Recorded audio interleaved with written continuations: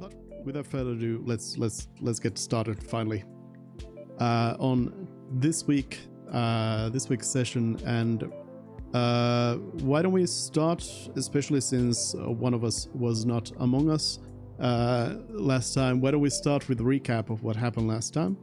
And just to be clear, this is just for like out of character player information. This is not you reporting to the ambassador or anything like that. Just to be clear on that. So, are there any volunteers on who wants to kind of try and recap what happened last time? Others can of course fill in, but who wants to do the honors? Who remembers what happened last time? I can give it a shot. Sure. Well, they finally let us off the ship, and they let us go free in the city. And we started by asking around for some lodgings, I believe, with some people in the market area, but they didn't really direct us to lodgings at all. And we got kind of frustrated, and so I think we went... Did we go directly back to the ship after that? We followed the Warforged and the sailor. Oh yeah.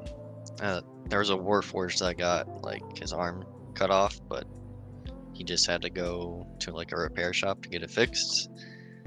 So we kind of like followed them along, and we found the repair shop in question, but we didn't like go inside or anything too much. Then we went back to the ship, tried to get money. They didn't give us any money. And then we went up to the Duke's palace and tried to get a meeting with the Duke, but the guards wouldn't let us in. But the Duke's daughter passed by us and introduced herself, and we had a little discussion with her about some cultural things and whatnot. And she mentioned like I think it was like a dinner that we would go to in about a week's time. And then after that, she recommended we go to an inn, and so we went there, did some very bad negotiating, and got a room for a week. That's gonna cost us a pretty penny. And then, did we sleep after that? So we slept. No, we did sleep, and then the next day we went to the Magirium. And in the Magirium, the Magus Black was auctioning off a brand new Warforged. And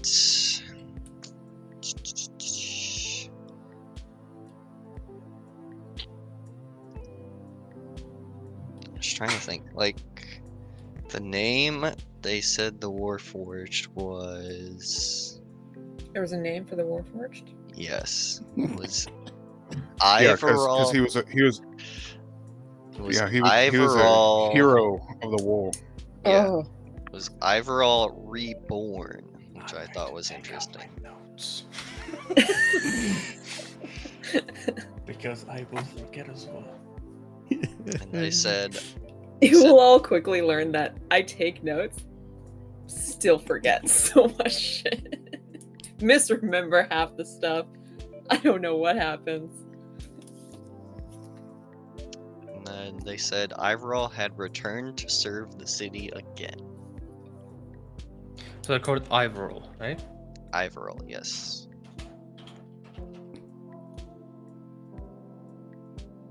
And we tried to, like, kind of see what the auction was about, but we kind of got shoved out. That's not very nice. And that's about it. Am I forgetting anything?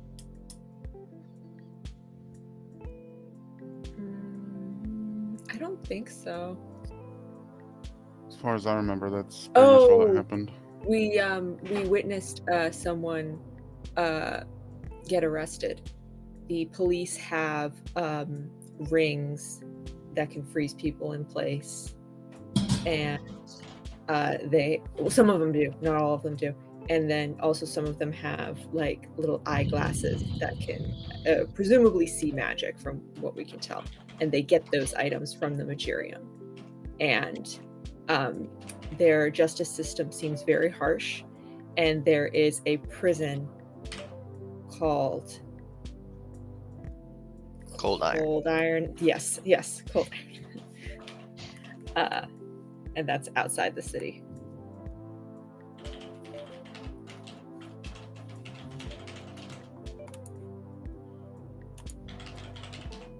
So there were definitely some details that were missing for sure, but that is always interesting to see, like what are the things that you as players see as like important things and note down and such, and when certain things are kind of forgotten.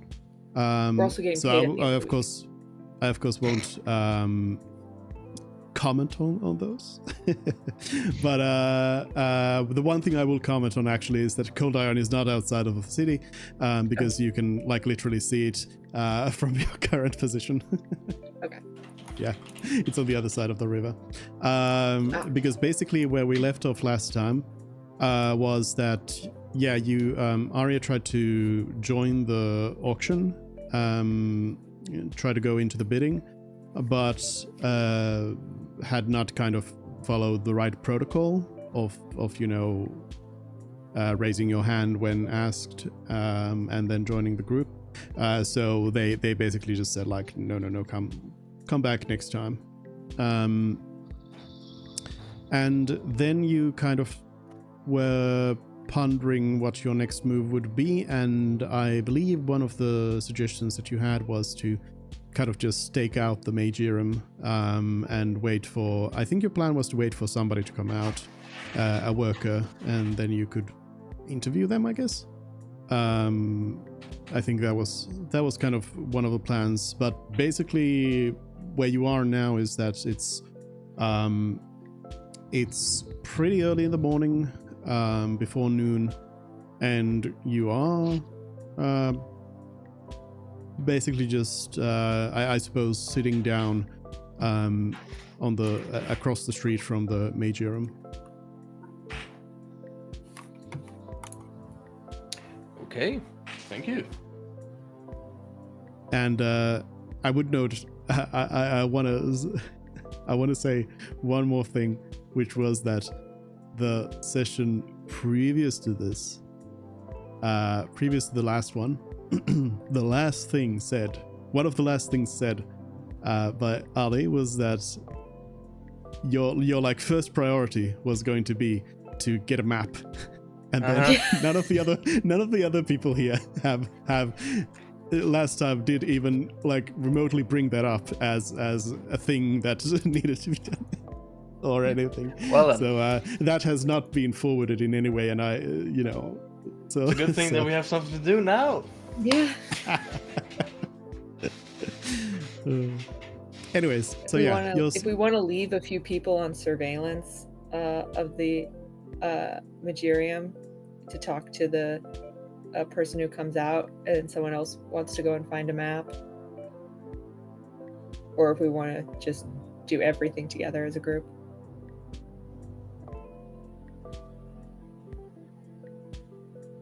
Well, I'm going for the map. Okay. If anyone wants to stay, surveillance, they can feel free to stay. Kalon can stick around.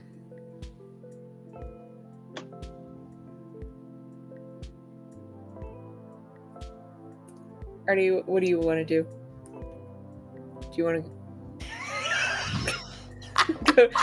do you want to go get a map, or do you want to stay and talk to the Magirium worker? I don't know. Okay. All right.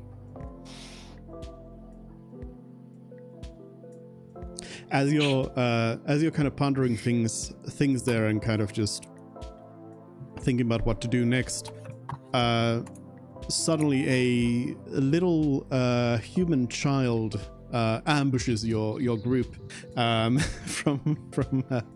somewhere. They just come along from the street and they kind of yell at you, and specifically at Talia. And I wanted to ask Kate, what does Talia look like in terms of would like a child assume that Talia is female? Yeah. So the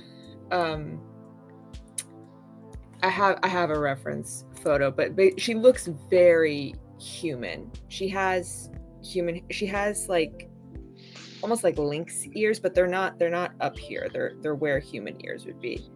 And then she's got hair. If you'll let me, like, take liberties with what Tabaxi look like. Sure. And then, but she's got fur on her face, and she's got a cat nose, and she's got whiskers. Well, she has fur all over her body, obviously, but she's kind of clothed from the neck down.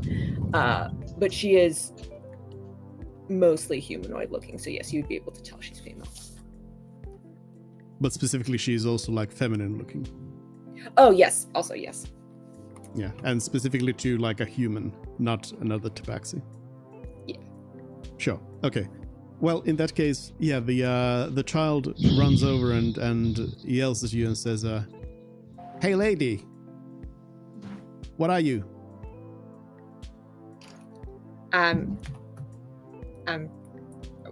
What are you asking? Little, The kid- can I? Is this little kid a boy or a girl? You cannot tell. I cannot tell. Okay. I mean, actually, this kid is small enough that it wouldn't be too clear. But they do seem like a little boy. Yeah. Were you?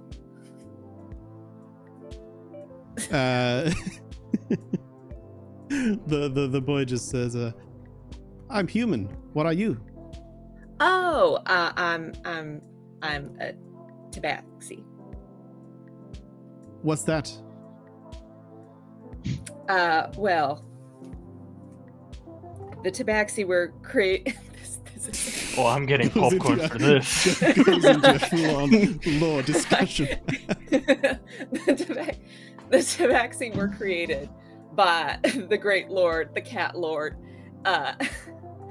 This is in the if you'll let me make up a creation story about the Tabaxi. That's what's in the I think it's Volo's Guide to Monsters or something. It's something. A long time ago, the Tabaxi were created by the Great Cat Lord, modeled after the great felines of this world, and we come from. Where on the map are we from? I don't think we ever established this. I mean, the Tabaxi people would. They could possibly be from like Ionic or even further east or such. But you are obviously like you're I'm from not. Liberia, No. so. I'll say that our people come from the Ionic Isles. Looks like. The kid kind of interrupts you and says, "Okay, but what are you?" I'm a cat person. Oh, cool. I've never seen a talking cat before. Wonderful day for you then. The kid says, "Do you have any friends?" Do you mean friends that look like me? Do you have any friends? I guess also I'll vaguely gesture to the people behind me.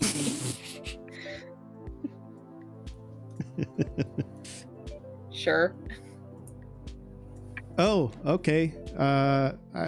That's cool. Do you want to be friends? I would love that. Cool. Then the kid just hands over a little stone to you. Is this what I think it is? The kid says, "It's my treasure. Go ahead." Do you Is take this it? a sending stone? Yeah. Or is this just a rock that the kid has handed you because the kid left? Well, as soon as you take the stone, the kid just says, "Okay, we're friends now. Bye. I gotta go," and just kind of starts running off. It's just the kid likes collecting pebbles and has given me a pebble that the kid treasures. Well, on the face of it, yes, it looks like a regular old little rock.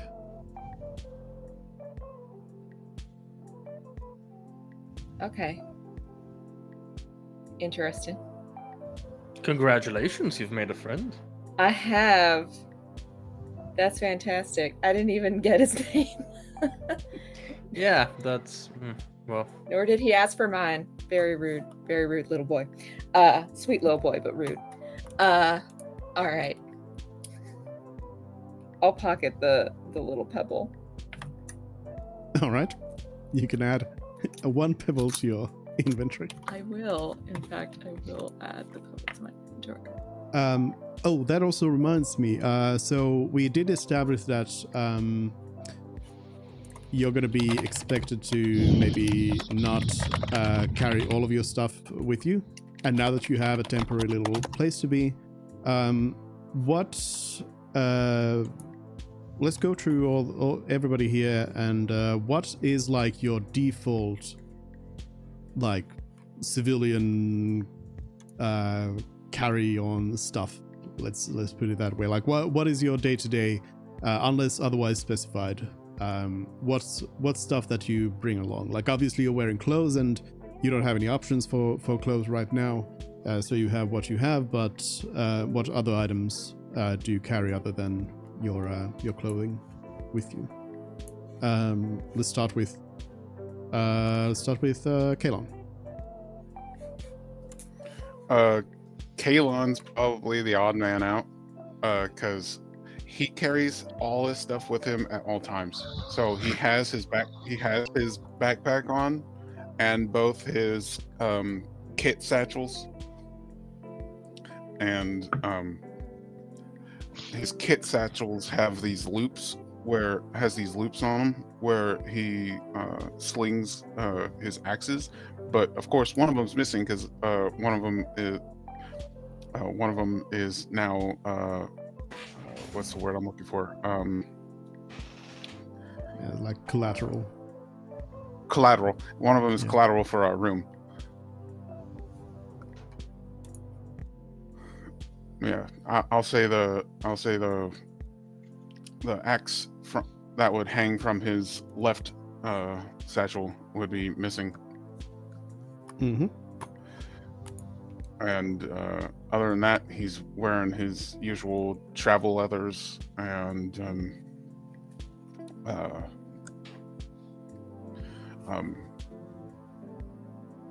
also he has his cloak hood up like halfway to like the top of the crown of his head, basically covering his top knot. Sure. And that's about it. All right. That might be a problem later on. Ervin? I'm thinking it doesn't. I'm not necessarily carrying a lot to leave behind.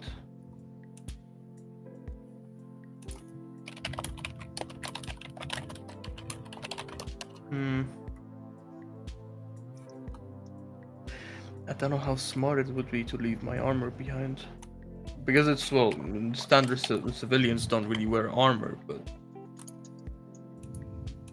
it is Yeah, I just mean, leather armor. the expectation would be that you wouldn't necessarily be wearing armor, or else somebody's going to be asking questions about like why. Mm. What are you prepared for? Well, I will leave the armor and the And again, rapier. so just to reiterate, like this is just kind of what we assume for like standard when you're just walking around the city. If you are going to some place where you expect some trouble, then you will probably go back and get geared up and so on. I will leave the rapier, the short bow, the quiver, and the armor behind.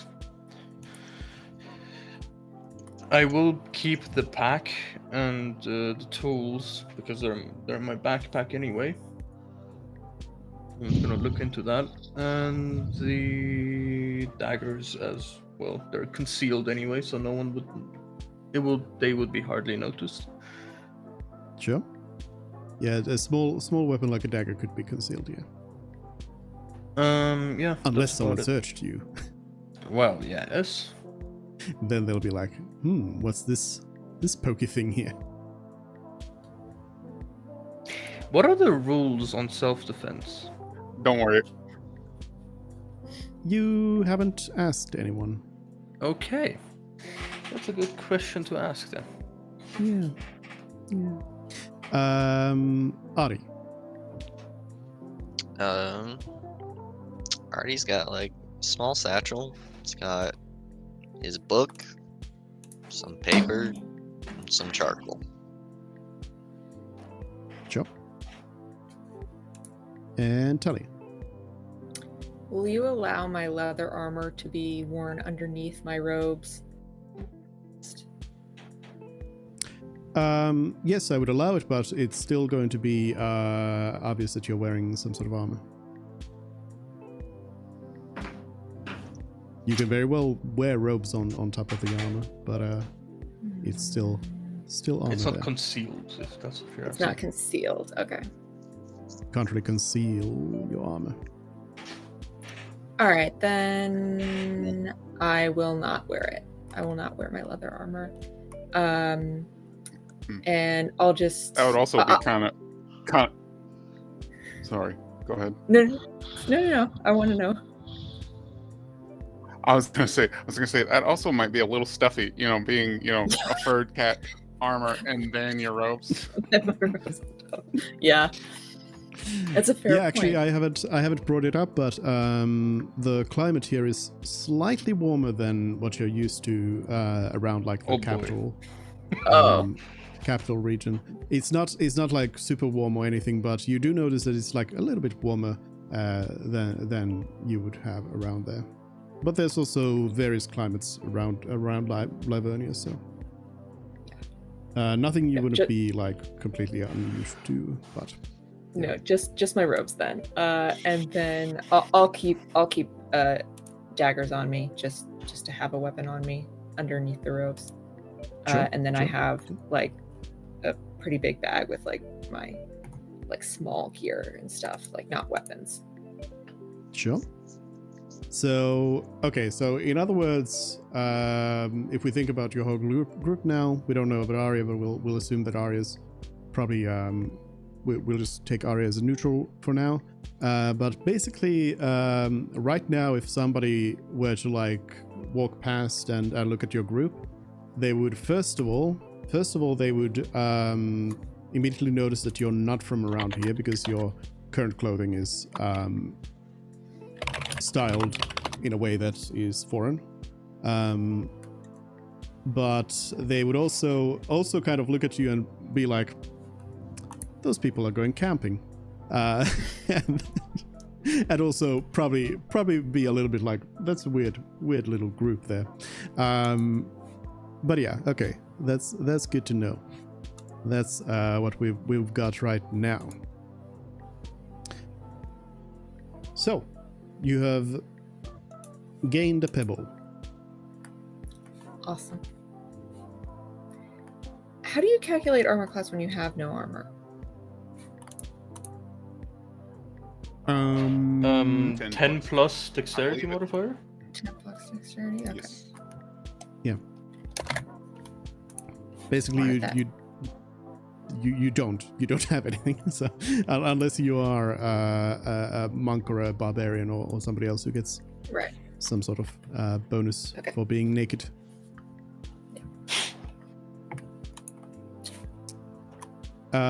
So what's the plan? I will say, so in general, you don't need to necessarily be thinking about things, you know, on the basis that you're gonna do this thing and then you do this thing and then you do this thing and then you do this thing today. Like, you can also just have some, you know, downtime during the day as well. So in that sense, you don't necessarily have to manage your time perfectly by splitting up and making sure that you're like you're really maximizing all the time you have, possibly, because like again, like part of what your job is to also just kind of take in the general vibe of the city and the people, and not necessarily just like laser vision after one thing and just kind of keep hammering at it. So yeah, I would in that sense kind of pick what you as a group kind of want to do. Do you want to stay around and see if there's anybody coming out of the major room that you could ambush and start asking random questions, or do you want to go hunting for a map, or what the plan kind of would be?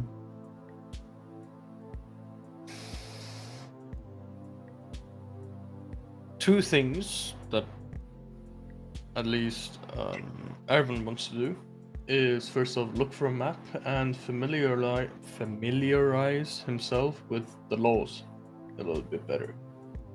Mm-hmm. What's going on with self-defense? Can we defend ourselves if anything happens? Are we allowed to use lethal force or not? Something of that sort. The Duke's daughter did. We were doing a walk and talk, and she was heading towards a library. And I don't know if it's public for anyone to use, but you could. That might be a place, or you could ask someone, I suppose. That might be a place to get both of your things done.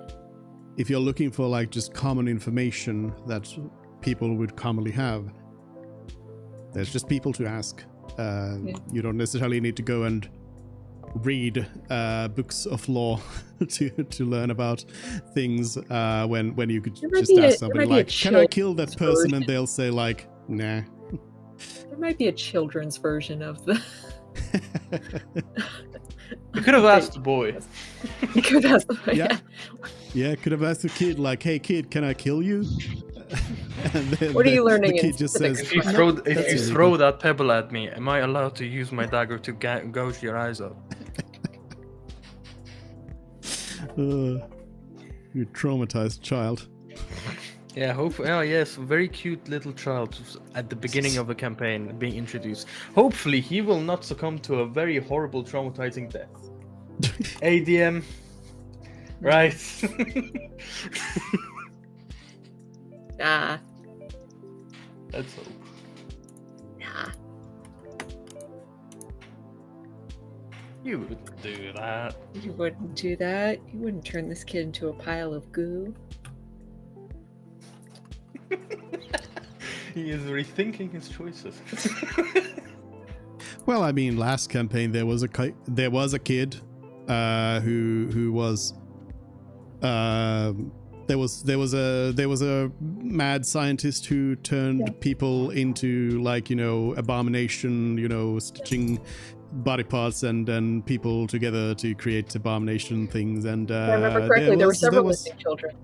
Yeah, there was at least one particular child that they were supposed to go after, and they did not find that child. So yeah, Anyways, what's the plan? I'm getting Full Metal Alchemist flashbacks. Yeah. Oh boy. Okay. Well, let's ask the common folk. Sure. For Matt, for both your things. Yeah, sure. Why not? Okay. We can start with the common folk when it comes to the map, at least. But if we fall into some sort of problems when it comes to finding out more about the laws, we could just ask. There's probably some policemen going The around. policemen were very friendly when I talked to them. So. And you specifically did know that there's a lot of guards, city guards around. And yeah, you are currently in a spot in the city where you would find quite a lot of people, all kinds of people. So I'm kind of giving you a pick on who you would want to talk to. Anyone in particular? Are you targeting a particular race of people? A particular social class of people? Is there a policeman going around? Sure, there's probably a guard nearby if you want to bother them on their patrol. We're tourists, right? It's their job. Let's go. Yeah. Yeah. Sure. You go up to a guard who is a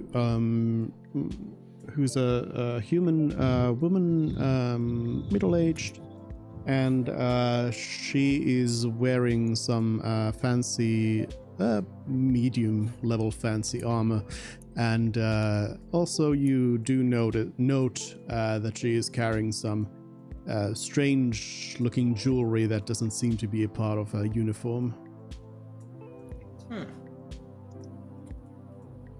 And she's just kind of she's nearby the Magirum, and she's kind of just standing there, kind of keeping guard and kind of looking around, scanning the crowds, and you do notice that she does kind of look over your group as well and kind of take note of you as you do look different from everyone else. Well then,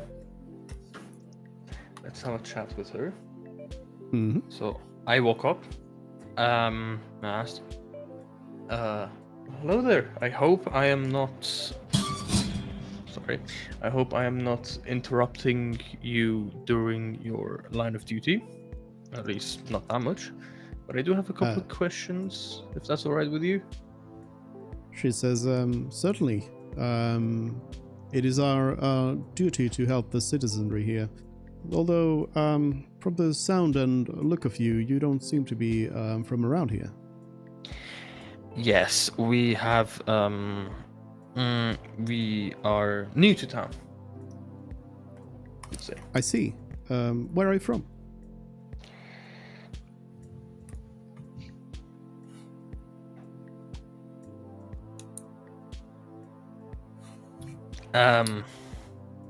Oh, I think we decided last time on. Oh, we didn't inform you on this, but we decided we would tell any random person who asked, like any non-important person who asked, that we were from Livernia, but we would lie and say it was west of Armavent because they seemed all freaked out when we said we were from the other side of the Great Phantom Wall. Okay. So that was our agreed upon strategy. So west of Armavent. Yeah. Just some consensus. Okay. Me and my companions, we are from the west side of Armavent.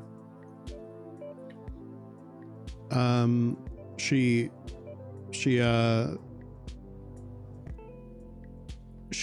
kind of says, where from? Did we agree on a place? We said we agreed we would say Livernia, but lie and say that the continent existed west of Armavent. So like we're from a faraway land. Oh, but that's it's what we agreed not- on. Gotcha. Right, Gotcha. we agreed that we were from a faraway land, but not say it was on the Mm. other side of the Great Phantom Wall, because that freaked people out.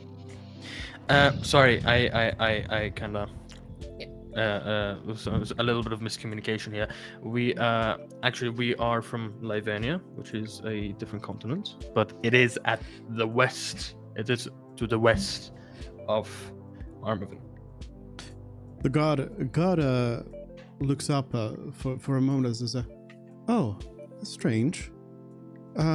I did hear about you, your delegation from Livonia. But I understood that Livonia is actually from the southeast of us, beyond the we rift." did not test this theory. I'm sorry. We did not test this. We agreed on it, and then we didn't test it at all. Pranking Erevan. Yeah, the god, This is not on god says, purpose, Ollie, I promise. yeah, This was our god, agreement, and we did not test it at all.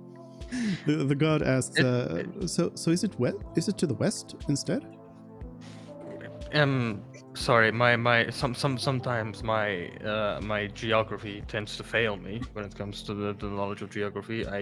When we were set out to go with ship, throughout the way I just passed out, and I didn't really necessarily like pay attention to where we were going, north, south, east, or west. So, I mean, from what I is kind of might west know, of Livonia, from my- so maybe that's what you. So from what I might know, from what I've been told, Livonia is at the west. I might be wrong. The god says, okay, well, regardless, welcome to Lindvale. You said you had some questions. How may I help you? Yes, I do have some questions. First off, I want to be a better citizen here, right? So we don't want to cause anyone any trouble. We don't necessarily plan to stay here for too long, but we do want to, follow and abide with the laws while we are here. So one of the first things that I want to make clear is, because I'm not really familiar with this city in particular and what's going on with the crimes and how often they happen. When it comes to any sort of, let's say, a thief or a burglar that decides to cause us harm or steal stuff, are we allowed to use force, and is it allowed to be lethal? The god says, well, in terms of crime in Lindvale, you don't need to worry too much. We the god, the Duke's god, we take care of things and we keep things peaceful around here. To your question about lethal force, that is, it would be frowned upon, certainly, as the words of the Phoenix, as they say, there's value to all life, and we would much rather see criminals sent to cold iron than to die for nothing. That is fair, but the reasoning is why I ask is not because I want, like, okay, now you've tried to steal from me and I shall kill you. No, that is not the reasoning behind it. It's mostly as if this said particular criminal decided to apply, because they don't really abide by the laws, right? So if they were to come towards us and my companions, towards me and my companions, and decide to use lethal force against us to get what they want, am I allowed to respond with the same lethal force when it comes to self-defense? The god says, I understand what you're asking. My recommendation would be to try and find a member of the Duke's Guard to assist you in that situation. Yes, that leads me actually to the next question. If any crime were to happen, I don't know about your response times. So you tend to be very, as you say, you keep things peaceful. So I'm guessing your response times are quite quick. But if I were to try to look for you, or what can I look for? Like, does every policeman here, like policing force in the city, wear the same attire? Do they all look the same? Like, who can I go for? How can I look to help? Look for help for? She says, yes, we usually wear about the same uniform. We patrol the streets throughout the day, throughout the night. If you are looking for specifically the Duke's Guards insignia, it is this one here, and she kind of shows an insignia on her what's this, collarbone kind of area there. Lapel. There's a little symbol that shows kind of, it's a decorative symbol. You do see a part of it kind of looks like a fiery bird. Okay. All right, that's good. Those are It's like the golden insignia. Good. Well, thank you. Those are the more uncomfortable questions out of the way now. Let's go to a little bit of a more peaceful territory. We are trying to avoid getting lost in this big city. It's beautiful, by the way. And we would like to know if there is a map, perhaps, that we could look for, or maybe a cartographer somewhere here that could provide us with a map, so we can navigate the city a little bit better. The guard thinks for a moment and says, well, a cartographer would likely not have a map of the city. I do not know why someone would need a map of the city if they live in it, and they already know their way around. So I do not believe a cartographer would have one.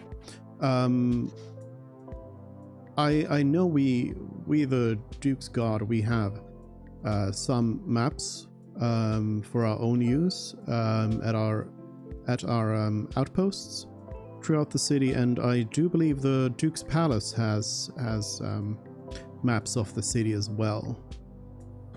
So those would probably be the places to go, but I do not think there would be any that you would be able to borrow. Instead, if you use, as you say, if you are just looking for a map just to kind of get yourselves around, perhaps you could ask somebody who has some artistic talent and knows the city well to draw you something. The guard kind of thinks for a moment and says, I think old Morris could possibly help you. He lives fairly nearby. He is well reputable person in the city. He lives basically just over the Gentry Bridge. You would take a left and immediately take a left, and then you should ask around there, and somebody will surely tell you where Morris lives around there. All right. I had a question for you. Oh, hello. I saw the auction for the robot man, and they said his name was Ivorall. Do you know who that is? The guard says, I was not present actually for that auction, unfortunately. So I'm sorry, but I do not know who that is. Okay. I have a question. Oh, there's more of you. Oh yes, me and my companions were Yeah, Kirk sort of come up to her side. maybe one maybe by a little one, bit you too just close. gotta peer and. Yeah. I've got a question. I've got a question. how does one go about securing an apartment for rent or something about that, like that, normally? Because when we tried to find short-term lodgings, it did not go well. She thinks and says, well, Like, is there a there's- real estate office somewhere? what would that be? No, I don't think there is. Okay. She thinks and says, well, there's a lot of people living in the city, and there's not a lot of space. But I would just ask around and see if anyone happens to know of any empty housing. I would start myself by asking around Green Street, perhaps.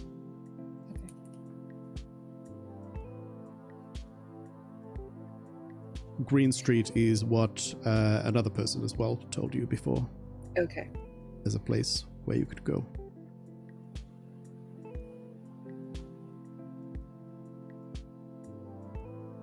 Yeah, Kalon found that out.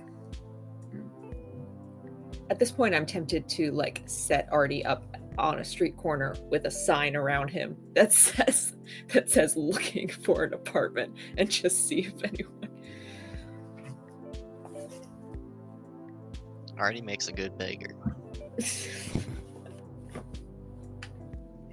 Yeah. All right. Looks like we have some things to do. Does anyone else have questions for the policewoman? I'm trying to think how to articulate this question. I have to say it. I need to be smart and a little bit better about it.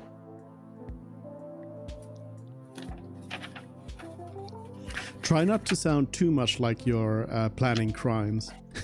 No, we're not. Oh, you mean like when he asked if there were plainclothes police walking around? And also That he needs to worry about? after asking like, Hey. can I kill people? Hey.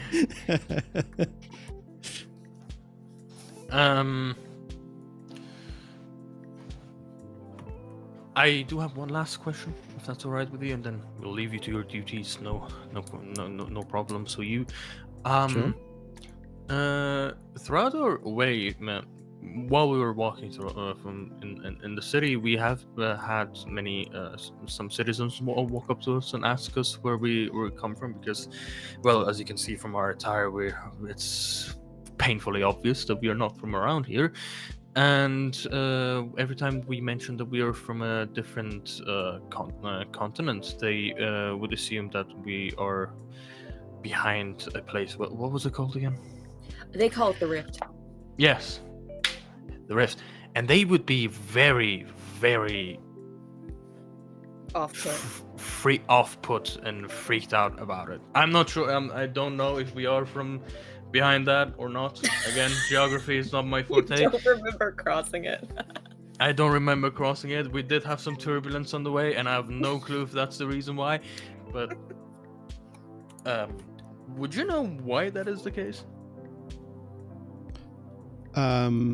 She says, well, I'm not very well versed in these things either.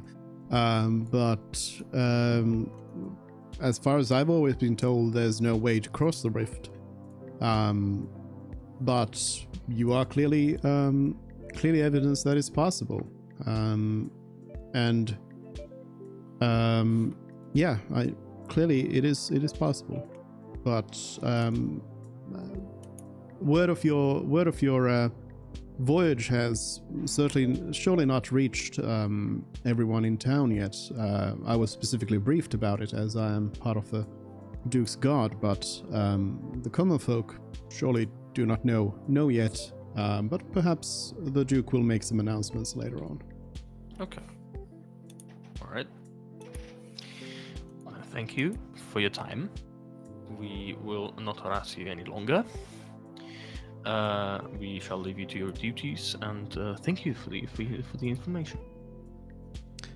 she says, well, thank you for your curious questions, and may the Phoenix watch over you.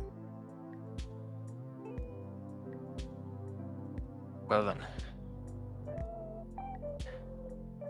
Where to go first? Yes. Where to go first? Old Morris? Yeah, you know what? Yeah, let's go do the map. Alright, let's go to Old Morris. So we follow Alright. the way that the kind woman has presented to us. Across What the was the bridge. way?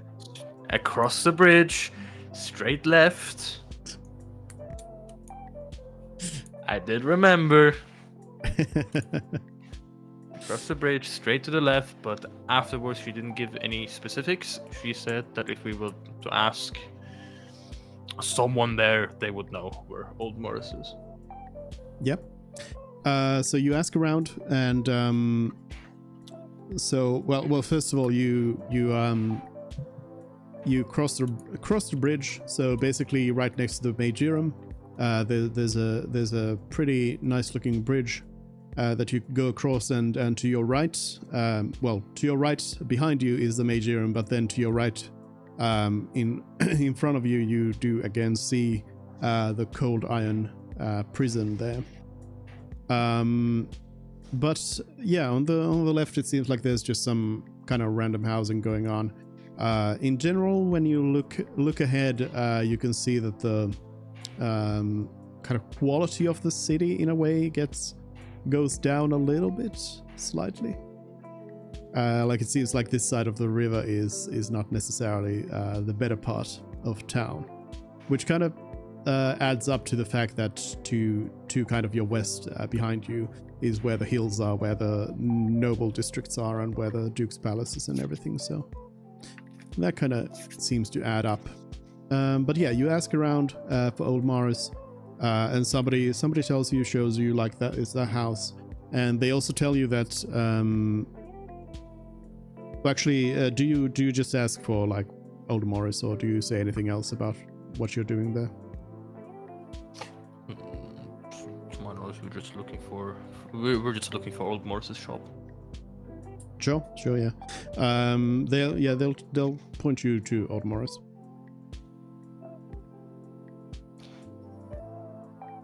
Alrighty, we're going in. You just go in.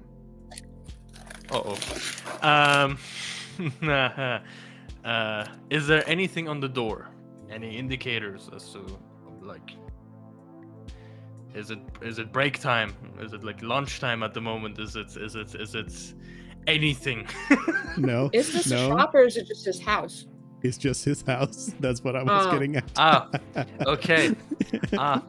Hey, just, I said just Old home. Morris's shop, right? I know. That's why I knew that you were thinking of something completely different. But yeah, it's just a house. Okay, then we're just knocking. After a while, the door unlocks and opens, and you see an old human man, 70, 80, something like that, quite old, and he looks at your group and says, "What is it?"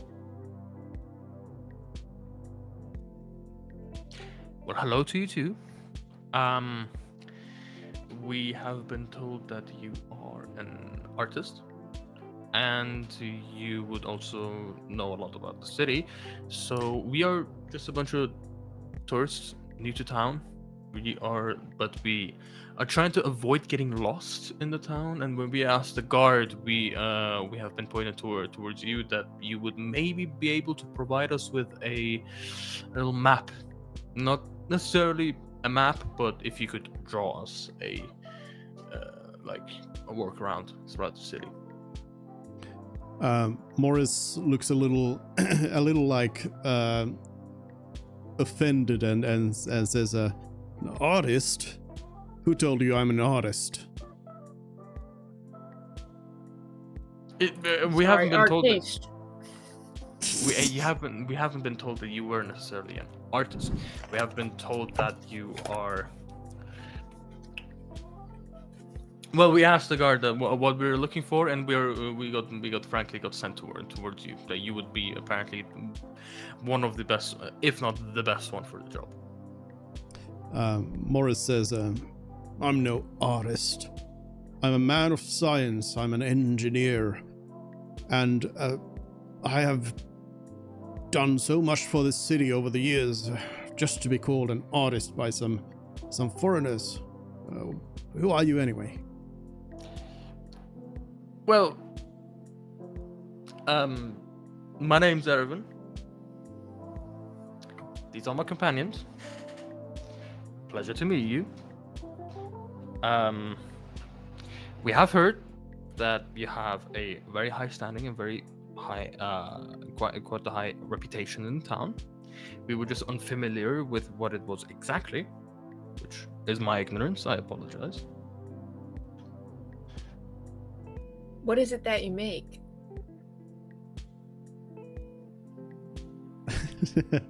Morris says, "Make? I don't Earth. make anything. I'm retired." Made, then. Made? I didn't make anything. You said engineer. I assumed. I'm sorry. Morris says, I was part of the city's planning. I've drawn up the plans to all of this. I've designed many of the buildings you'll see around here. I'm an expert in planning the city, planning the buildings. I know all about the lands around here, all about the ground, all about the terrain here. I have expertise in all sorts of things related to the land here. You could show me a piece of granite from Lindvale and a piece of granite from Barageth, and I could tell you which one is which. Perhaps even better than you. And Morris looks at the dwarf of the group.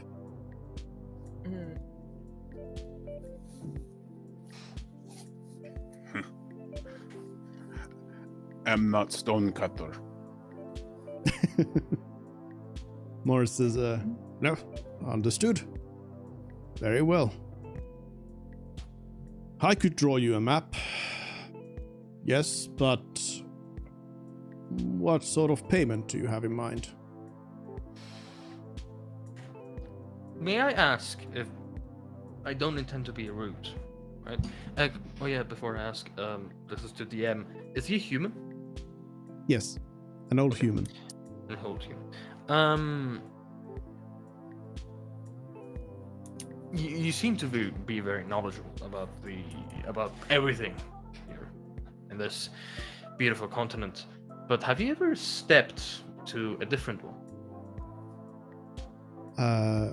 Morris says, "No. No, I have not. I have lived all my life here in Lindvale, serving the current Duke, whomever it may have been." Well then, lucky for you, since you are a man of science and you are quite curious, probably always, how would you like to know that me and my companions, are actually from a different continent?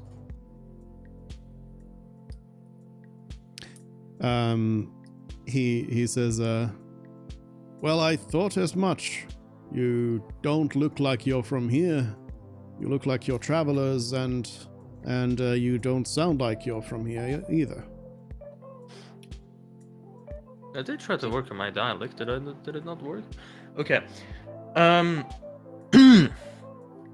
Well, I do have a lot of information about our lands, about how everything goes.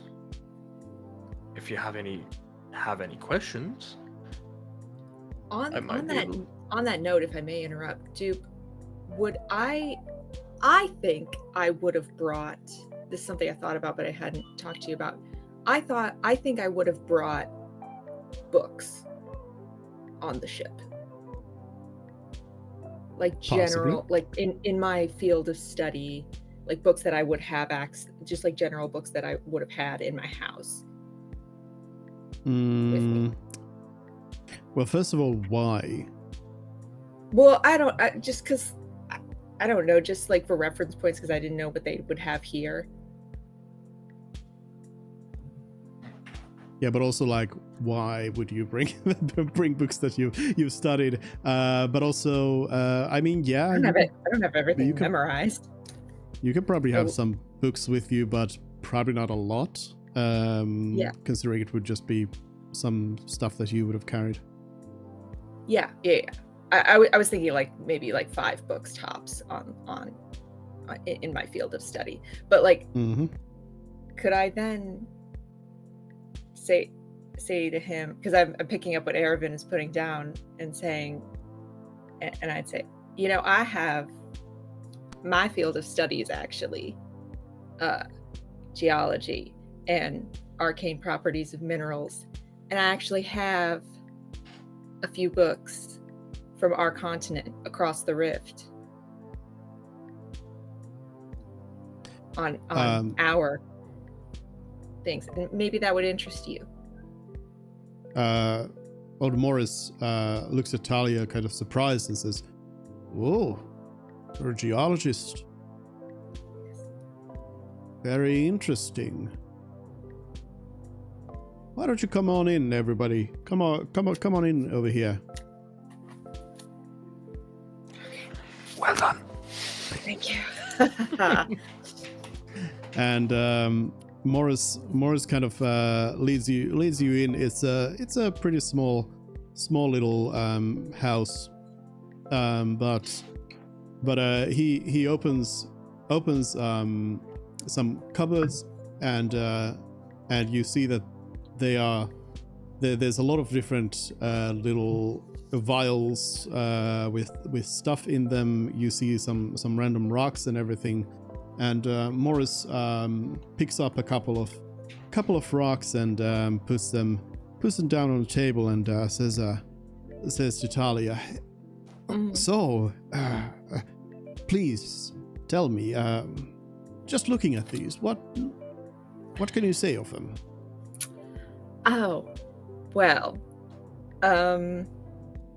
do they look generally foreign to me, or do they look normal? Like in general, do they look weird, or do they look... Well, so I'm gonna let you decide what kind of rocks they are, and you can also decide if they are like there's definitely gonna be rocks that would be very similar to what you've seen, but there could also be something more exotic that you've never seen. Okay. All right. I'll like act all excited and stuff, and go over and pick them up, and get really close to it, and go. Me, Kate, is trying to like think of Sure. rock. I should have prepared for this character by like reading up on geology. all I've got is like I'm like 5 chapters into the 5th season, and like that's all I've got. Which is a fantasy book where the magic system is geology based. And I'm like, oh, this is all right. Well, well, this one you clearly got from some sort of sediment basin. You can see all the layers here. That's interesting. Oh, and you can. And where did you get this one? The one that's like layers. Morris says From my back garden. yeah, Morris says I would presume you would be able to figure that out if it's your field of expertise. Well, it's my first day on this continent. I'm like asking where. I know what type of environment you got this from, obviously, but I'm asking where on the continent it was.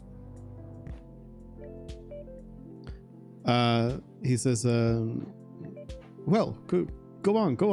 What kind of environment would it be?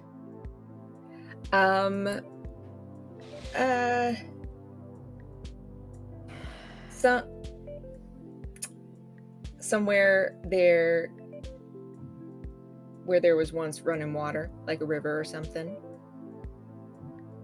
that has since over time dried out. Obviously, I mean it's sediment buildup. Like I don't I don't know what else to say about that.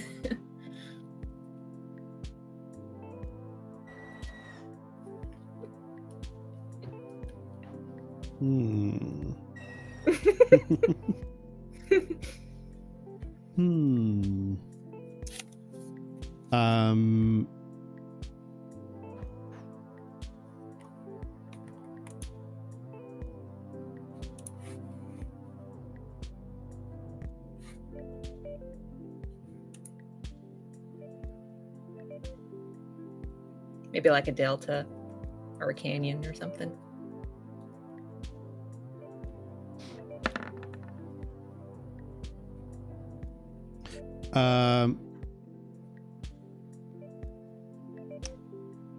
Morris says, Morris looks at you and says, is entirely incorrect.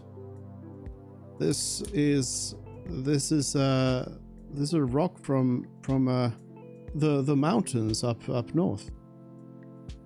There was no water around there. Do not believe there ever has been. Are you sure you're looking at it correctly? These are layers of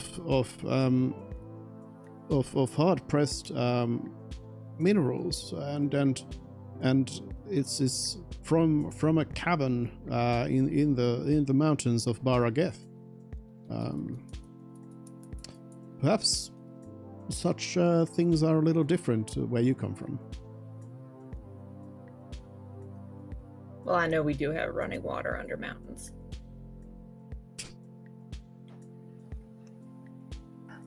Maybe you not see layers correctly, and you see his hands go into a series of shapes, and he utters three odd incantations, and the rock doubles in size on the table. Morris is kind of shocked at this and says, well, what are you doing? What is going on? It's all right. He's harmless. And he kind of seems very much like scared and is sort of just kind of trying to reach for something, and there's nothing really to reach for. And it's all right. And he's like, well, why are you casting magics in my home? He's just tricked to make something bigger. No harm. Sorry. He says, I do not know how things are back where you come from, but over here you do not just begin casting spells in front of somebody who's invited you to their home. This does not do. This does not do at all. I apologize. It's alright. I apologize humbly for my companion's ignorance. We meant no harm. We mean no disrespect towards your home. It is a beautiful home, and you have a beautiful collection. We are just simply here because we are also for my companion Talia over here. She might have become a little rusty when it comes to some scenarios. Of course, it is very exciting. This is a completely new continent, completely new rocks we haven't seen before, with some new shapes and sizes, and we haven't seen any of them before. So when it comes to some theory crafting about where certain things could come from, we could have some discrepancies here and there as well. I personally have seen the similar rocks like these, and I don't believe I have actually seen a lot of these minerals before. So when it comes to my companion Talia and seeing layered rocks like this, they sometimes do have an indication, at least where we come from, that they are from where there used to be running water a long time ago. Do you want to do a persuasion check there? Or? Sure.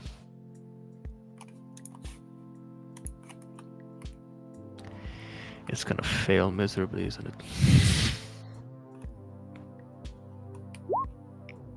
Oh, for fuck's sake.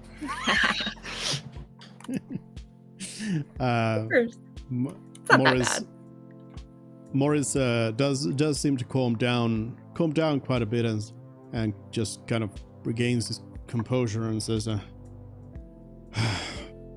understand that you are strangers to our land, but you should show better respect instead of coming in here lying about knowing things and then creating this sort of chaos in someone's home who has invited you in.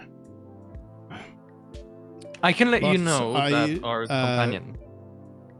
He continues on. He says, but I want to show you the best of our city, and I want to show you our hospitality. So, because of this, I will simply ask you to leave my home. You can come back tomorrow with a piece of platinum, and I will have drawn you something. A piece of platinum. Seems a bit excessive. He says, well, that is the price that you pay for expertise. I do want to keep this guy on our good side. He says, these are my terms, and after this debacle, I will not negotiate. So please leave, and if you wish to have the map, you may return tomorrow. How much is platinum worth? 10 gold. Is it 10 gold? Yep. Oh, we can do that. I have 5. You have 5? I have 5. Or did I get an allowance? Well, we get an allowance at the end of the week. I have 15 unless I did something wrong in my character building. Did I get an allowance? DM? I don't remember getting one. No, nobody has given you any money. I have money gold. from. Okay. You have the money you have? Well, we appreciate the offer. Thank you.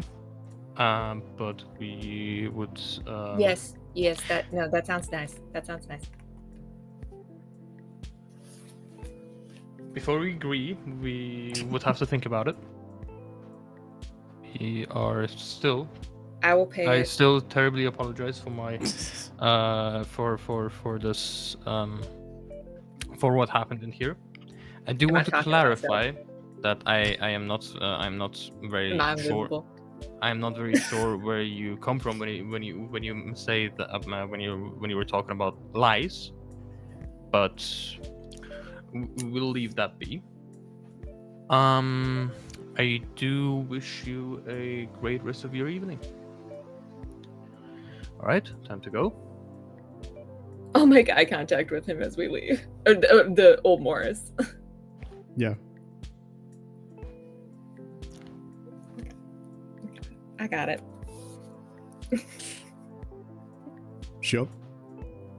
You leave the house. Morris slams the door behind.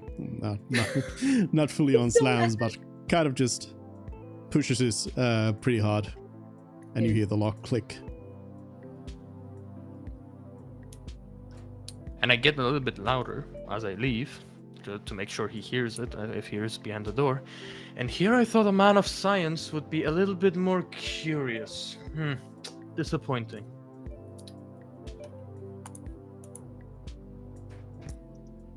Well then, I'm sure we can find better talents in this big city.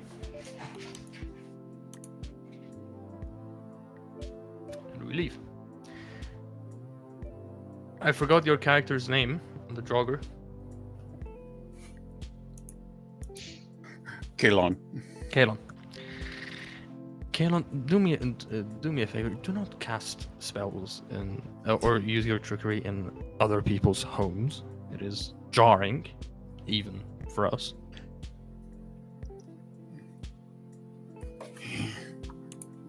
No sense of humor. Yes.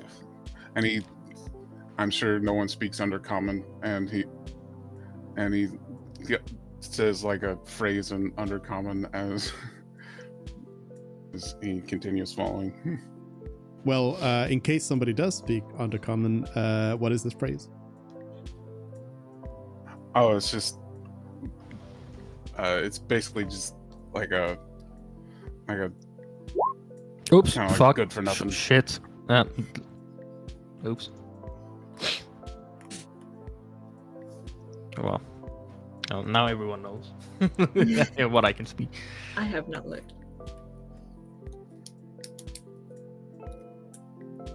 Actually, I wanted to just see what I can speak, but whatever. But yeah, what does Kalon say? Oh, it's simple, like kind of like along the lines of good for nothing. Joe?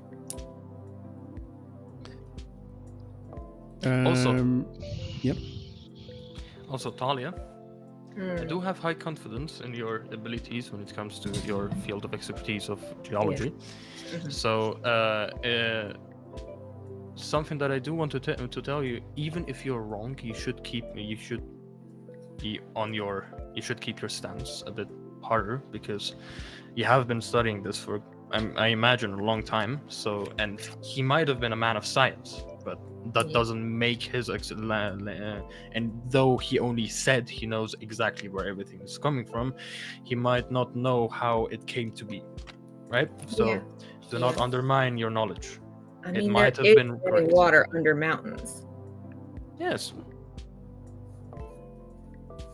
Just but he's a little bit of an arrogant old man.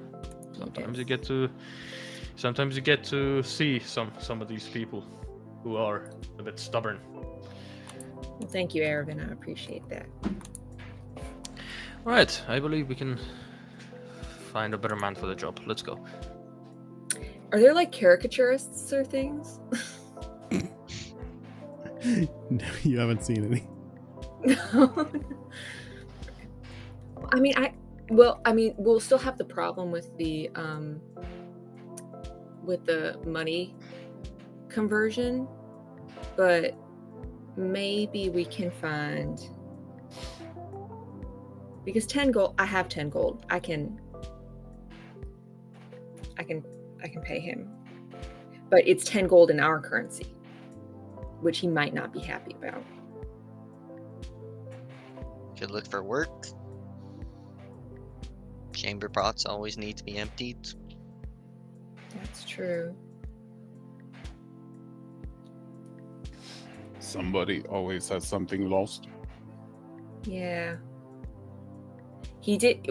We were gonna. It's tomorrow. We need to come back tomorrow with money. We do not have to. We do not have to. No. But if we were. If we were, he did say tomorrow. Yes. Okay.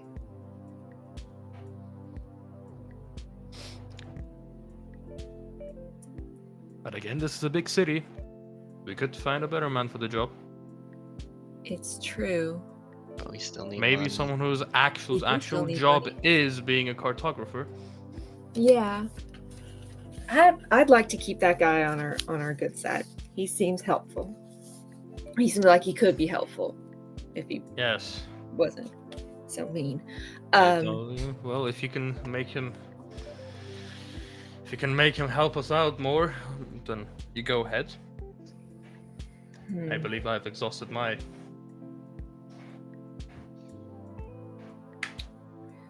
Should we try and look for Wait. jobs? I mean, I have a bit of a scandalous is the right word. I have a bit of an illegal idea.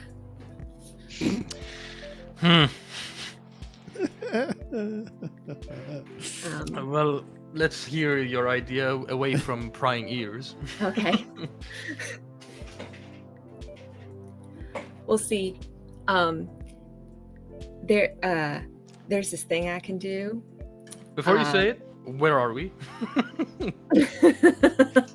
I mean, you're in the streets. But as mentioned before, you can, if you want to specifically specify, you do have a language that nobody around here probably speaks. Ah, right. That's not necessary. I'll telepathically speak to, like, I have to do it one by one. But I'll just go surprise, like to each Surprise. person in the group. Surprise. And I don't have to do any hand movements or anything like that, or verbal components. Yes. You'll hear surprise back. Whoa! Well, isn't this a great turn of events? I just watch this as they commune and Yeah. like, I can't hear it. I just see their faces like go bright and they're like, what the fuck is happening? See, I was thinking because I noticed some of the sailors would like play games and things, and like occasionally they would like bet money on it, and maybe we could go somewhere and maybe hustle some people. You say that in our head? Yeah, I'll say that in the head. For all of us? I'll have to go one by one, sure. Actually, you know what? I'll just say it in Librarian common. It's because because annoying. that sounds like very laborious to go a whole like couple of sentences to I'll just say it in our secret language. By the way, can anyone see Tyler? Because he disappeared for me. You said Internet cut off. his internet's off. Okay. So in our secret language, I'll explain the plan that we could hustle someone.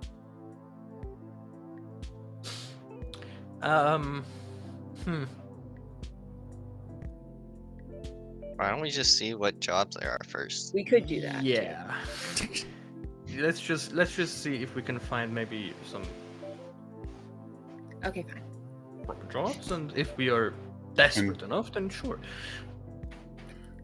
Can everyone hear and see me? Yes. Yeah. Okay, sorry about that. Happens. All good.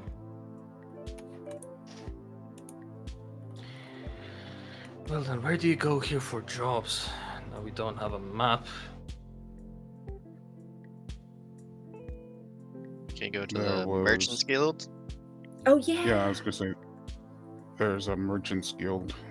There was also near- another guild that the Duke's daughter said that Kalon would be like specifically well suited for.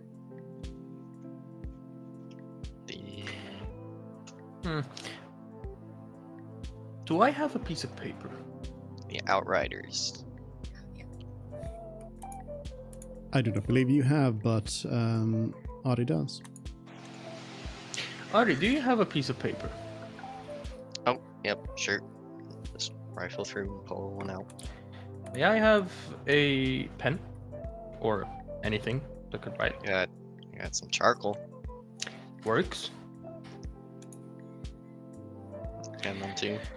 I will attempt, as we travel throughout the city, to makeshift a little bit of a map.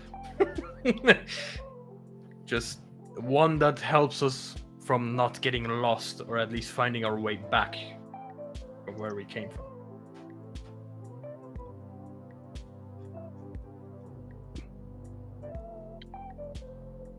Do you have any skill in this Nope. endeavor? Nope. If anyone can do it better, be my guest.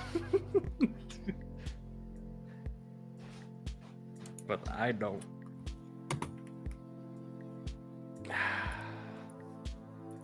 What was that background called again? That you can always remember where you were, like how to get back. What was that background again? That's a background. Outlander. Keen. I don't believe it. Oh, Yep. there's also Keen Mind, which is a Yeah. feat.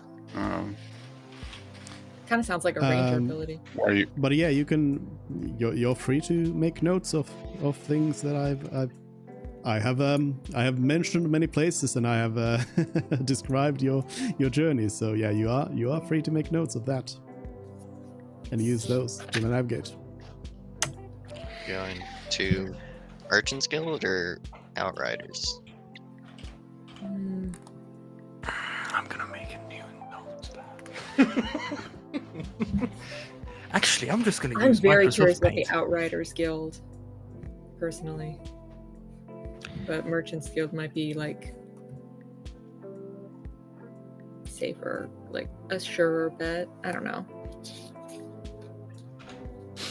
I guess we'll ask, because it's all on Kayla, because she only mentioned Outriders in reference to Kalon, so I guess I'll ask him directly. Do you have any interest in seeing if there's work at the Outriders Guild, whatever that is?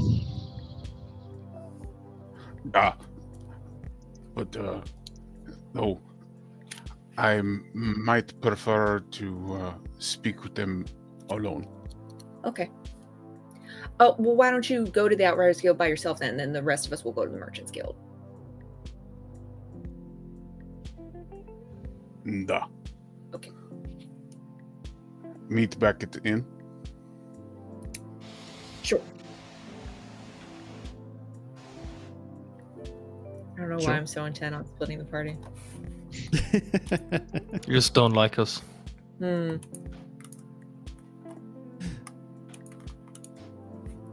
All right. I mean, it's understandable if Kalon specifically wants to go there alone, but otherwise, like, there's not necessarily any point to it. Yeah.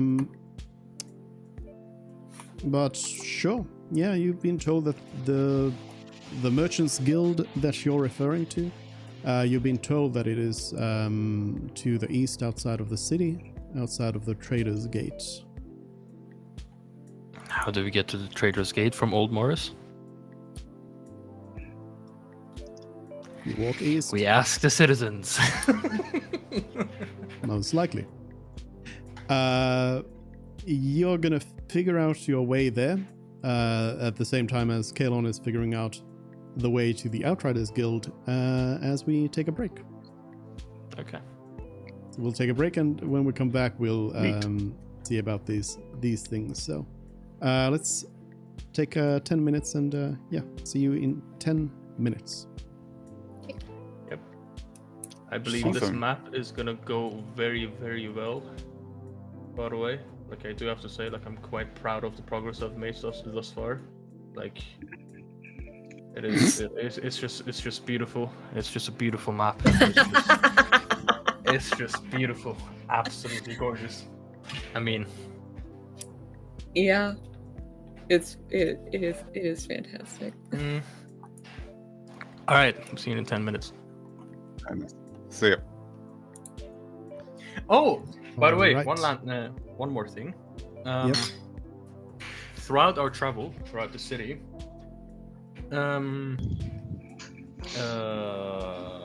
everyone would pay attention more to the way people speak, and since I have the feed for it, I decided to make use of it this way, that I will also try to mimic the dialect that they speak in. not try to mimic a specific person, but to try and listen in with how everyone is speaking throughout the city, like citizens speaking to each other, speaking to us, and mimic the dialect. So that's still not. If you're trying to say that you're going to sound like you're a native person in your regular speech, that's still not going to work out, because that's specifically a thing that I said that is going to be a thing for all of your characters. Fuck. You're not going to be able to just hand wave it away so easily. God damn it.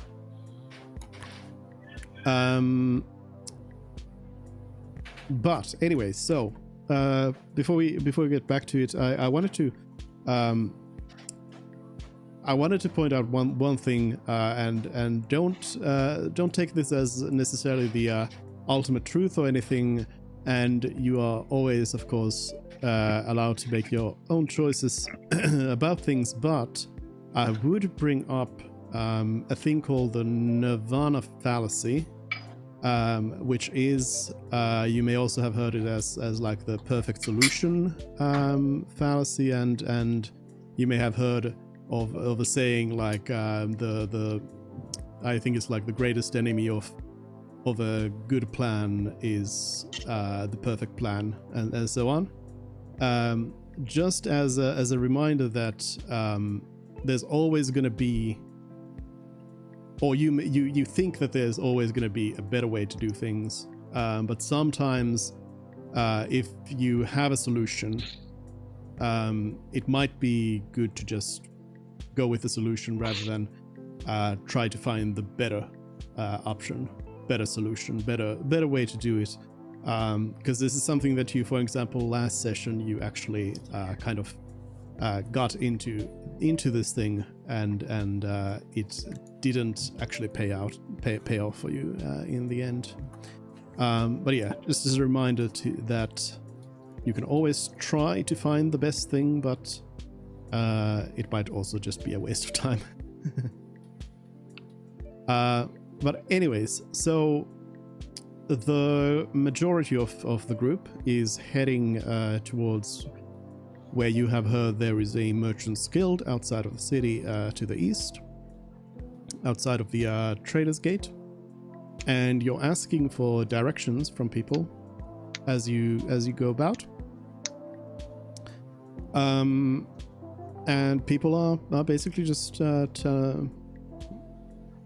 telling you to head east as you're trying to leave the city, and it's pretty simple. But they do say they do give you options. You're told that you could follow Argent Street or you could follow Rose Street, and both would take you to the same place. So which one would you want to follow?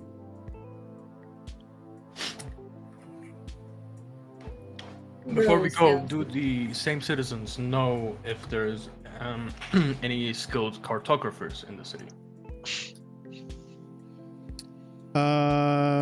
Around here, they probably wouldn't know of any. Okay. It's worth Right. asking. It was worth a try. Go down Rose. That sounds nice. All right. So you start traveling down Rose Street, and basically what you end up seeing is a lot of houses, and more houses. And this place generally does seem to be a bit of a lower standard than what's on the western side of the river.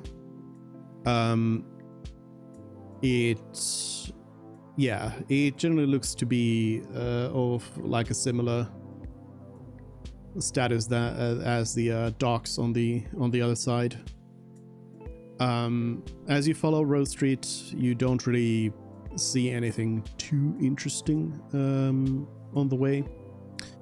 But as the street kind of merges in with another one, you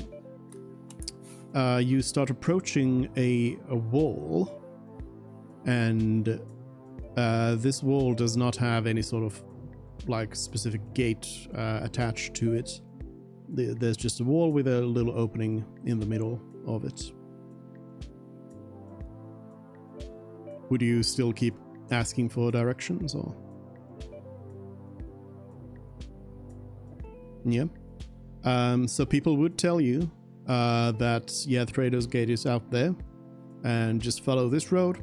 Just stay on this road, and they would specifically emphasize that you should stay on the road and follow this road all the way to the Trader's Gate, and that in that part of town that's walled off, you should not wander around, you should not talk to people. Is the wall like being watched or anything? No. Is it busy? Like, would anyone care or notice if I climbed up the wall to take a peek?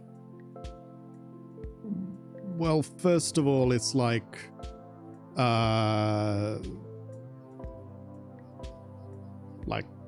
12 feet high, so it would be very weird for you to be climbing it, and people would notice, and people would probably ask some questions about why somebody is climbing the wall. Right, they would think it's weird, but they wouldn't really like care.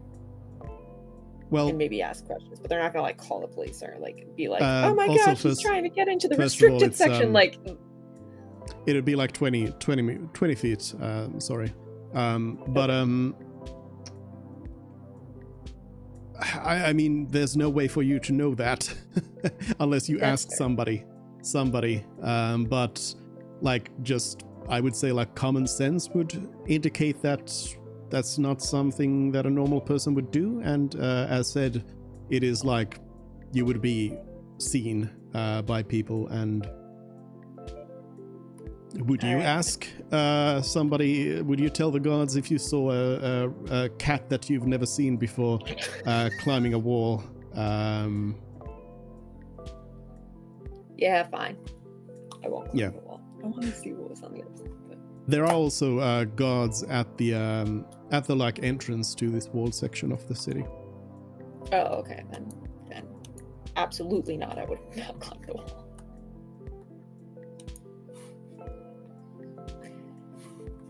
All right, let's go straight. Sorry for the diversion. All right, you keep on going, and in this bad part of town, so to speak, you suddenly notice two things. You notice that the buildings are somehow even closer together. Everything's like built up so that you just like can't see anything. You see some very narrow alleyways going about. If you look into them, you see people looking back at you, and this really does seem like a very rough neighborhood. The other part that you do notice is that there are not any guards around here.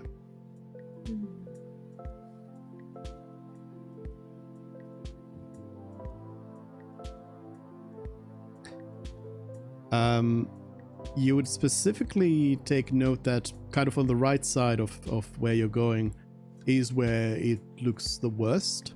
And then on the left side, it doesn't seem like there's still some bad stuff around here, but you can also see that there's the stairway going up on the hill, and there seems to be some sort of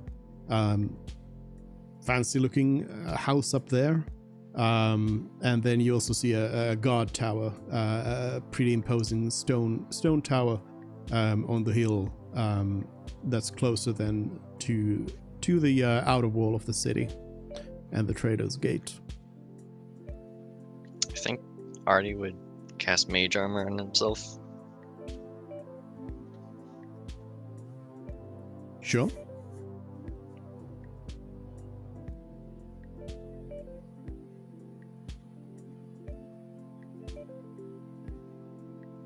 Do you just keep going through the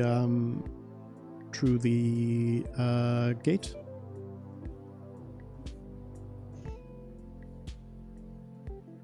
Yep.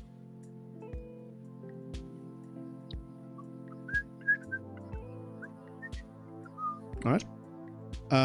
you end up outside of the city, and out there you see some houses here and there, but for the first time,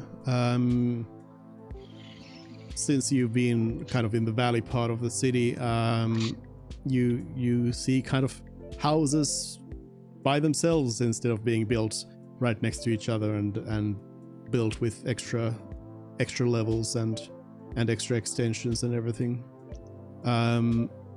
You see a little forest side, and there you also see a pretty big, impressive building, which you understand is the Merchant's Guild.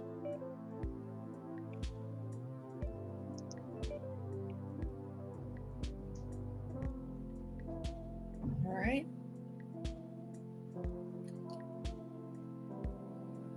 So we're just going in with the truth, right? We're new in town. We're from the delegation from Livernia, and we need pocket money. So we're looking for odd jobs to do. Okay. All right. While you consider your options, Kalon has actually made his way to the Outriders Guild much faster, as it's much closer to where you started from. So, Kalon, how do you approach? It looks like a big building, mostly wooden. The door to there seems to be like a big kind of main entrance door, but the door is closed. There's nobody outside of it.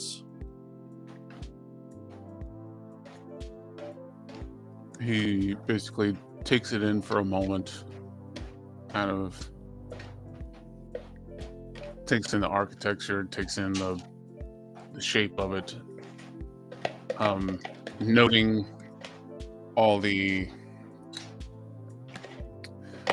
the main entrance, taking note of the layout of the windows,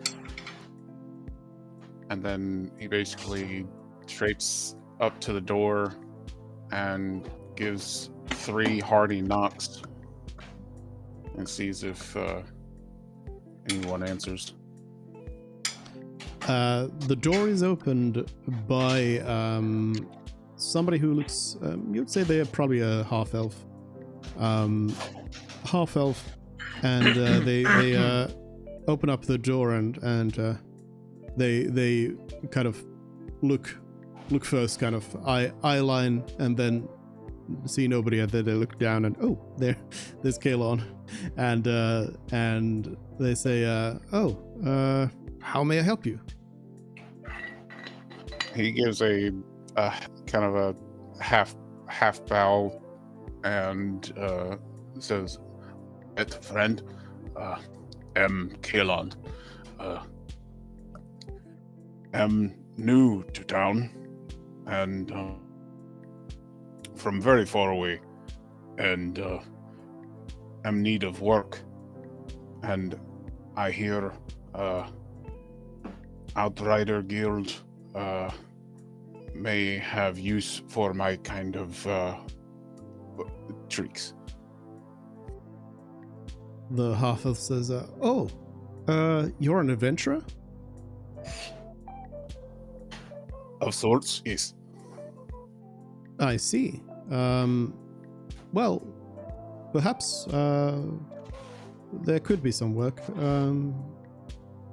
From where are you exactly? I'm sorry, I don't quite recognize your clothing or the way you speak.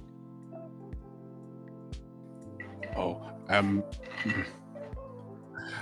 from continent called Livonia, southeast, past the rift. I am part of big government ship, come to be delegate. Yeah, the half elf looks at Kalon for a moment and says, "Oh, I'm sorry, I haven't heard of that before. But yes, if you have come to join us as an adventurer, I don't see any reason why not. You would have to talk with the guildmaster first, and he could make you a part of our guild."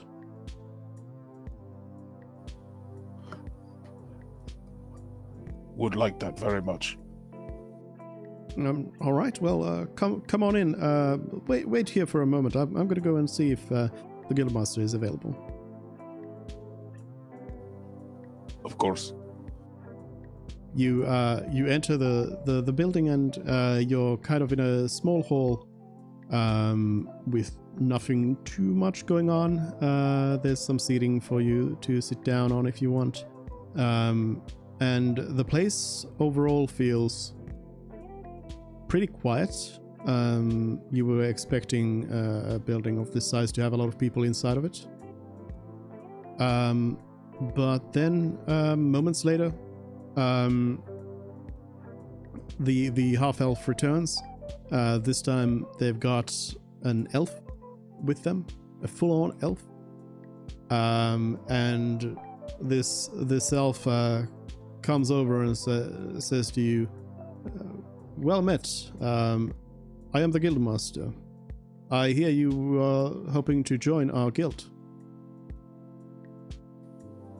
No, I'm Kalon.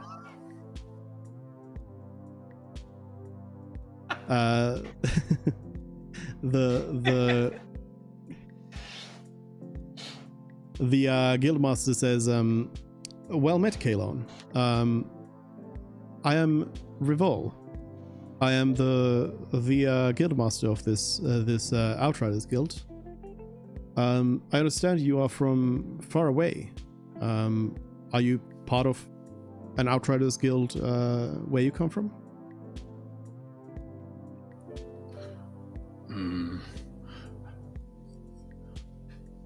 Think more self-contracted. If people have things lost, I find. If people are lost, I find. I see. That is a useful set of skills for adventurers, such as ourselves. And it is good to know that you are not part of any adventurers guild back at home, as our policy is that you must renounce any sort of loyalty to any other organizations, as we work independently here as well.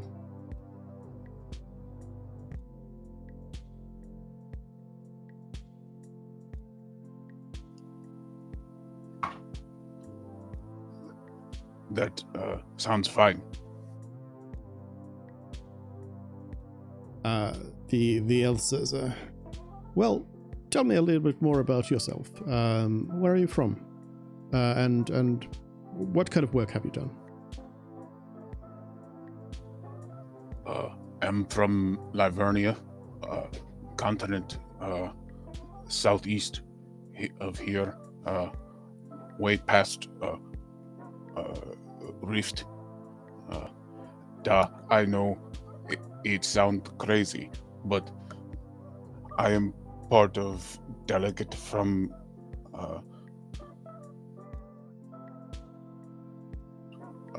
the unified nation of Colton,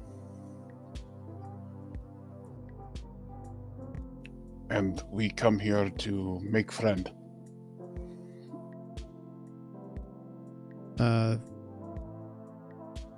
The Revol says, that's good to hear. Of course, you will have to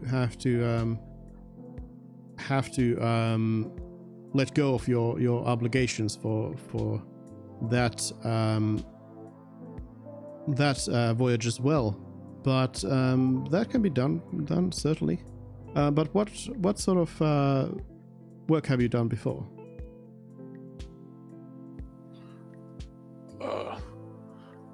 Like say, I once helped find a small boy who was taken. I've find lost cat, of course. Let's see. I'm very good with hands, and he does like a flurry with, and if trouble, I fix. The guildmaster says, all right, that sounds very good. I don't see any reason why you couldn't join the guild if you so wish. We have even with your experience, we would still ask for you to join as a new novice, and work your way up from there. With your skills, I am sure you will become a full-fledged outrider in no time, maybe 6 months or so. Of course, we will start with a training period here at the very beginning. So for the next month, you would live inside of this guild here, and you would be doing various tasks to learn the ways of the guild. No. Maybe old dog. And he flips his hood back and points at him being bald and only having his top knot. But am able to learn new tricks. I like new tricks. The guildmaster says, very good. Well, as said, for the next month you will stay inside of the guild house here. So if you have any matters to settle outside of the guild house, then please go and finish up on those things, and beyond that you can come back and we will find you some quarters inside of here.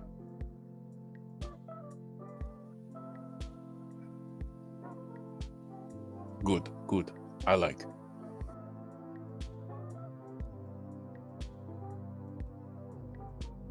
So do you stay there or do you leave? He gives a proper full bow and thank you for time. I'll go take care of some things and we'll return by dinner. Okay. Meanwhile then, at the Traders Guild,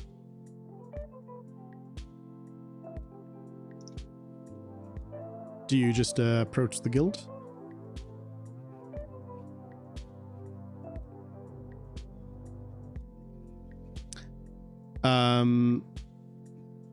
Do you talk to somebody?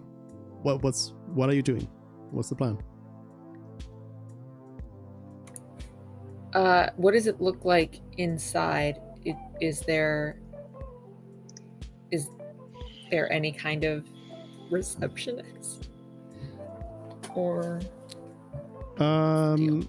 sure, yeah. It seems like a pretty busy place. okay. There's a lot of people with things they're carrying around. There's a fairly large presence of the Duke's guards as well around here. All right. Yeah, I guess we go up to the receptionist and say, "Hi, we're new in town, and we were trying to find a place to maybe earn some money. We were hoping maybe some folks around here need odd jobs done. Is that something you do? Directing people to jobs? The person says, no, not at all. This is a guild of merchants. If you are here to do trade, then yes, that is what you can do. But on guild grounds, you would have to be a part of the guild in order to, or one of the other traders' guilds in order to be able to do business here. Otherwise, you will have to do it outside of the guild grounds. What do you mean by the other traders' guilds? Well, there are many traders' guilds on the continent of Arvin, of course. We are not the only one. Oh, you mean like other okay, got it. Other branches of this same guild in other cities. No, different guilds, of course. In different areas, different places, different nations, different countries. Okay, all right. Okay. Does anyone else have another approach here? Where would we find work? What does it work again? The receptionist says, I mean, well, there's many places you could try and find work. Well, what is your vocation? Well, what do you do? Are you artisans of some sort? A couple of us do some bits of magic.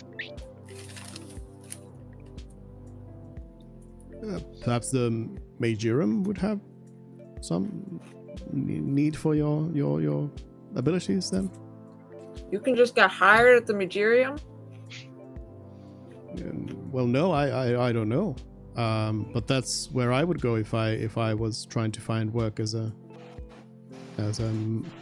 wizard. All right. As said, here we do trade. So, do you have anything to trade? Nope.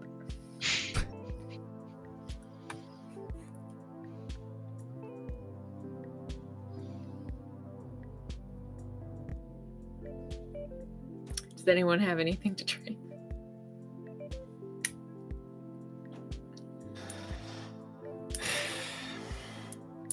Artie's gonna offer up the book again.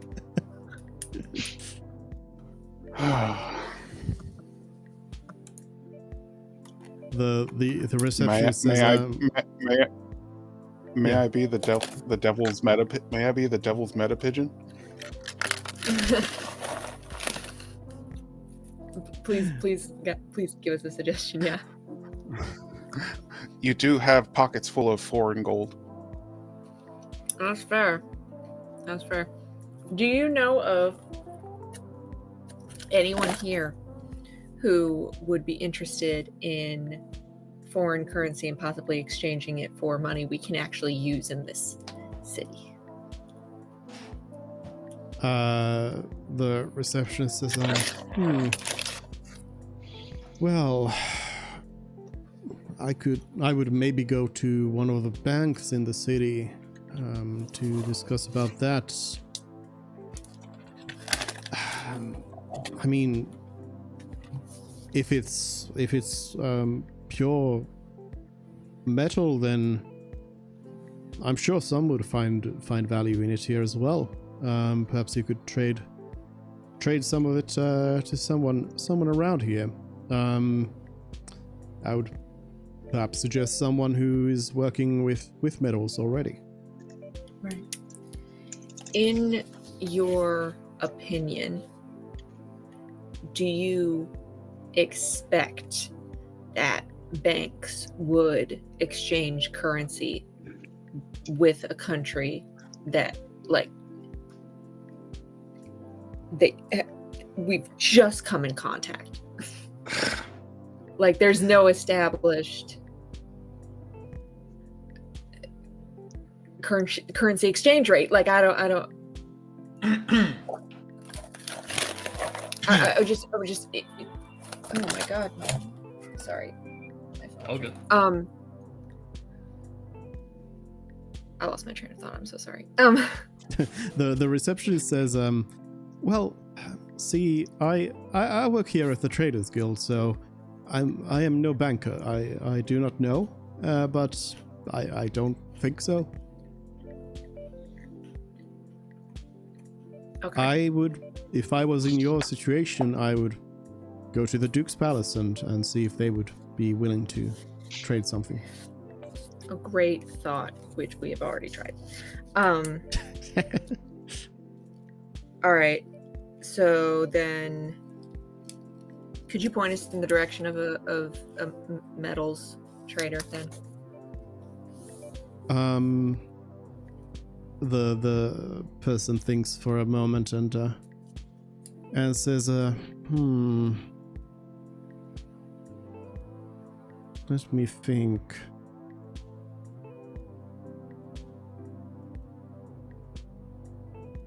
There is a Dorgon, the dwarf over there.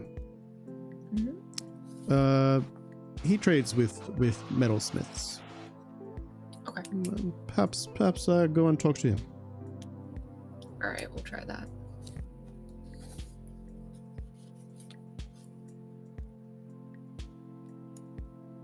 Excuse me, You sir. just go? Hi. Talk to Dorgon? Yeah. Then? Yeah. Dorgon turns around and says, yeah, what? We were told that you would possibly be interested. Dorgon interrupts you and says, yeah, get to the point. Yeah. Go on. We have foreign currency. It's gold. Would you like to trade? Sure. Yeah. Hand over a piece. Or multiple. One or multiple? Which one is it? I'll open up the bag and I'll hand him one, and if he wants to inspect more than one, then I'll let him. Sure. He grabs the gold and kind of looks at it for a very brief moment. Like you would think that he would need to inspect it for at least a couple of seconds or something, but he just kind of looks at it and says, "Sure." All right. How much do you think?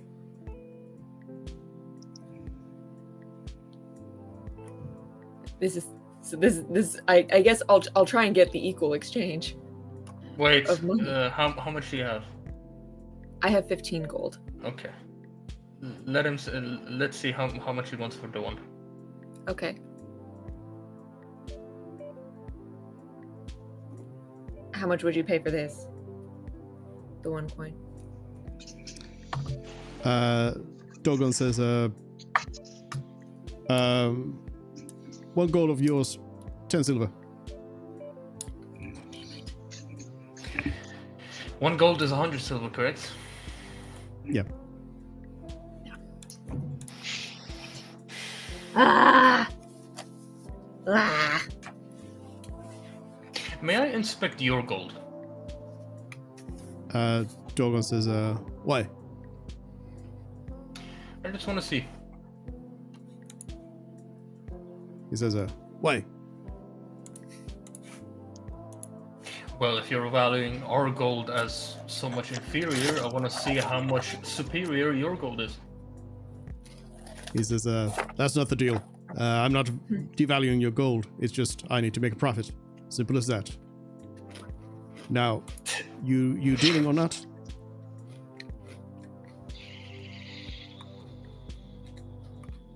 Would you do it? 10%?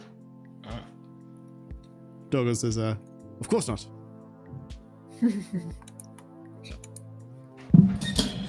I respect this man. Well, at least he's honest. He is very honest. He's very straightforward. At least he's very honest. Is this open for negotiation? He says, no. Not open for negotiation. I can pay less. Perfect. I believe we're done here. Yes. Oh, I'd like to go. I'd like to go back to the receptionist. and quick, let's- Go ahead. quick above the table. He said 10 silver for the 1 gold coin, right? Yeah. Yes. Believe that's true too. Unless you do money, I believe if you do money different, that's fine. But by the book, I think that's proper. 10 silver to a gold. Unless you do money differently in your world. Yeah, sorry. That's a good correction. Yes. It is 10 silver to a gold. Oh, it is. So it is so 10 yeah. to 1. Oh. So yeah, I misspoke. The correction. Okay. I misspoke. A Dogon is offering 1 silver for the gold. Once more. Okay. Yeah. No. No, so he's remaining on the 10%. Okay. Yeah. Well, I mean, that was the spirit of the Okay. conversation. Was 10%. Okay. I'd like to go to the receptionist and very quickly ask, does anyone here sell magic items, or is that just a Magirium thing? The receptionist says, yes, there's various magic items going around here. They are rare, of course, but some people do have some. I believe Okay. I've heard that Dogon has some. Dorgan. Okay. Back to Dorgan. Dorgan. Dogon turns around and says, yeah, what? You come to deal with the gold? 1 No. silver, 1 So gold. what? I've noticed that the police officers have. Dogon interrupts you and says, okay, get to the point. Get to the point. What would it take to get an item that is imbued with the sending spell? He says, yeah, don't deal with that kind of stuff. Check the mage room. Okay, fine. Thank you.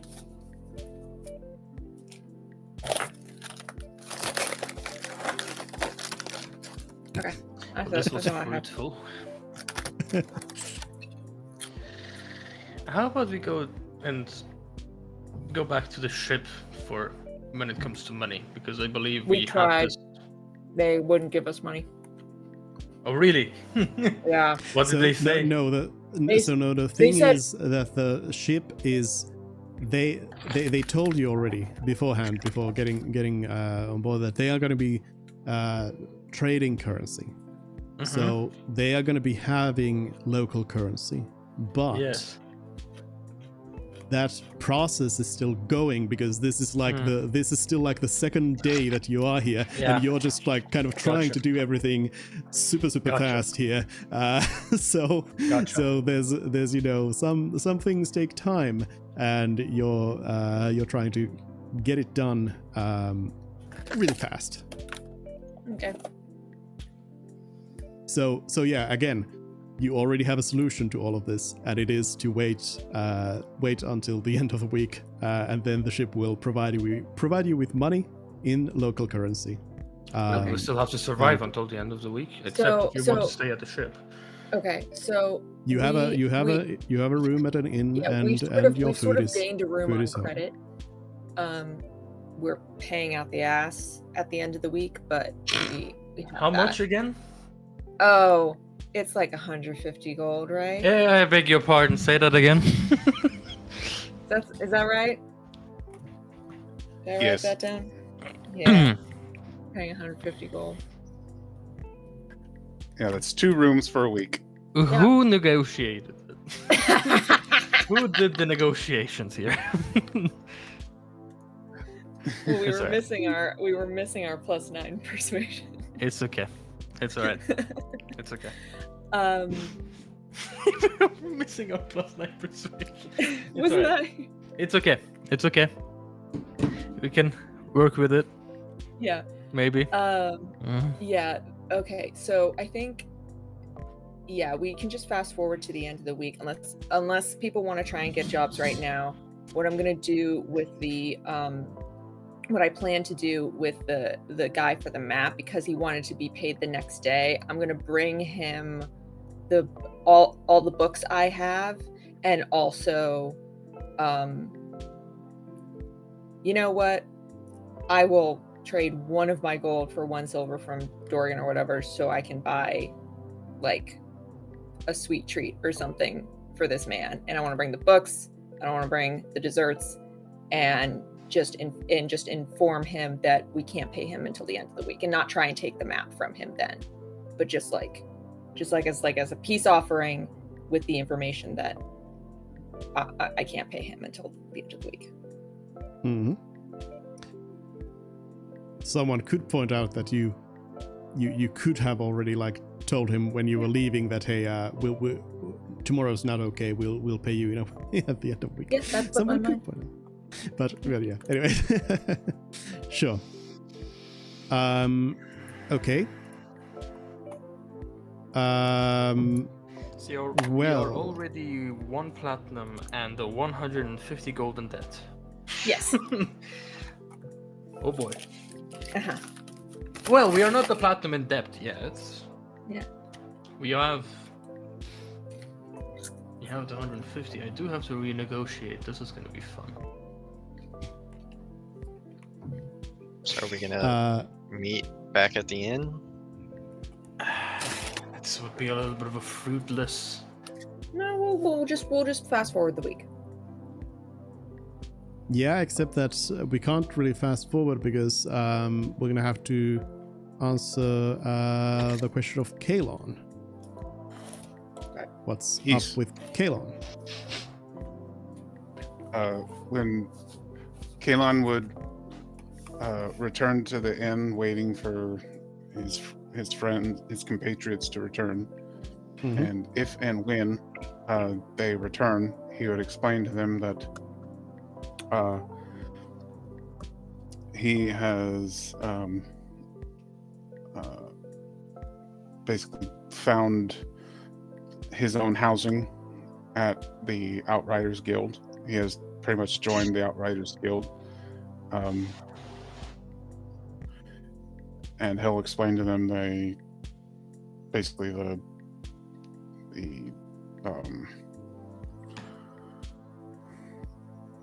how he joined, how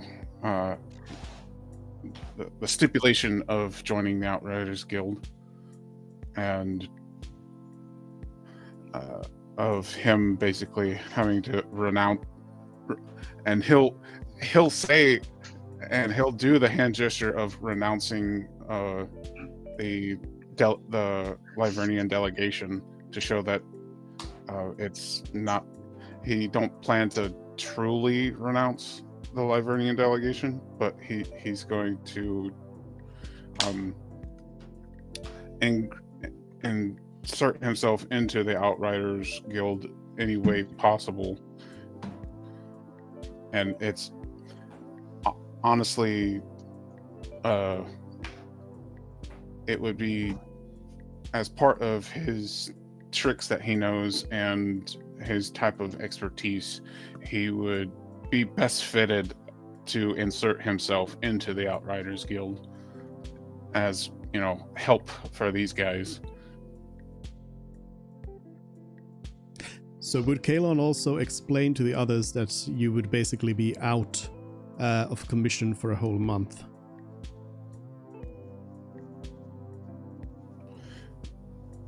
Yeah.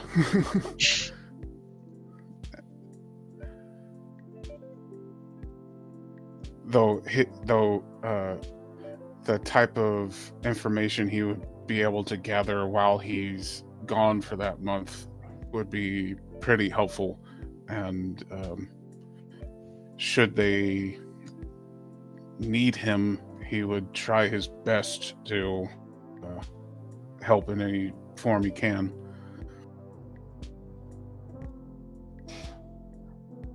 The ambassador's not gonna like that. Seems to me that you're gonna have a bigger problem trying to convince them than us.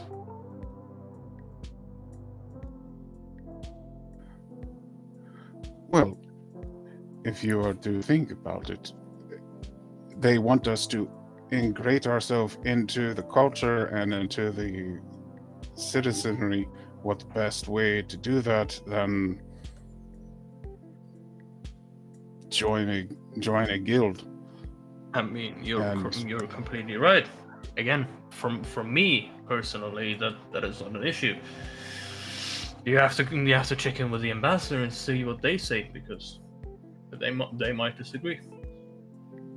I feel like this is the time where Arya would be really pissed. Yeah. You're forsaking our glorious empress? Hey, I do not plan to fully. I only know what. Hey, if it works, it's going to work. Look. Hey. Alright, Arya, settle down. It's alright. Listen, for me personally, this is not an issue. I cannot speak for the others, but I don't think Talia has a strife with it. I don't believe he will care. And yeah, I know, but Right. I pointed at him. Yeah. I don't believe he will care, and we'll handle Arya. Right? Good. But you have to go ahead and let the ambassador know about this, because I cannot give you clearance. None of us here are able to give you any clearance. I can talk to ambassador. It might take some time, but Hey, that is a conversation that I wouldn't want to I will have, try so this. I wish you best of luck in it, but that is not a conversation I would like to have anytime soon.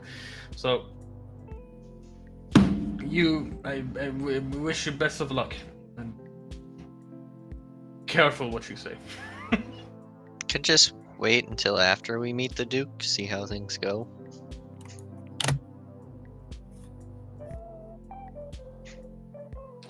That also sounds like a good plan. How urgent is it? How fast do you need to go back and to the Raiders Guild and let them know? well, I told them I'd be back by dinner, but I can simply go back and be like, a complication came up, may take a couple more days. I'm sure they can wait. Okay, we'll do that. All right. Is that what you're going to do? They did not seem to be in big hurry. And yes, he will return to the guild and be like, hey, complications came up among and it may take a couple more days to separate. And then Yeah, they would just be like, okay, yeah, come when you're ready. They'll be waiting for you. And you would actually probably arrive a little bit after dinner time, by the way, because your friends were on a pretty long trip. Right. Yeah, they were completely on the other side of town. Yeah. But okay. Well, is there Are you just gonna be waiting until the end of the week then? Or when Fula told you that you could get your money? Yeah. Mm-hmm. I'll do that thing with old Morris if we can just have that Yeah. scene happen, like almost off screen.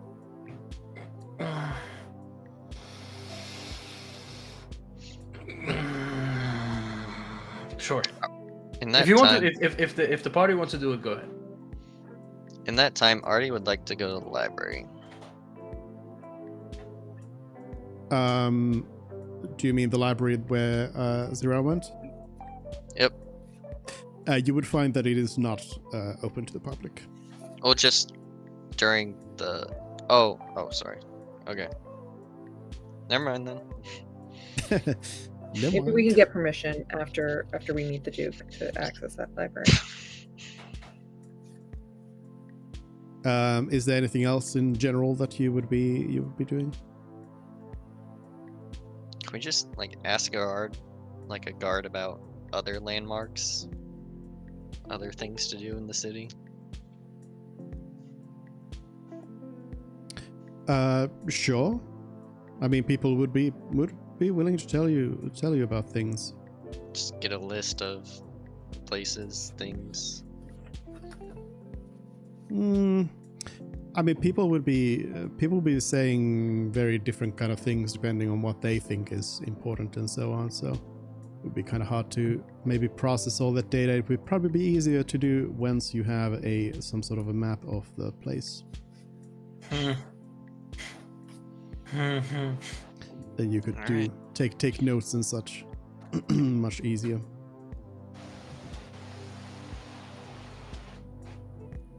Dupe has a map ready for us, guys. We just have to get it. Do you think I have one map of the city? Yeah, right. Of course.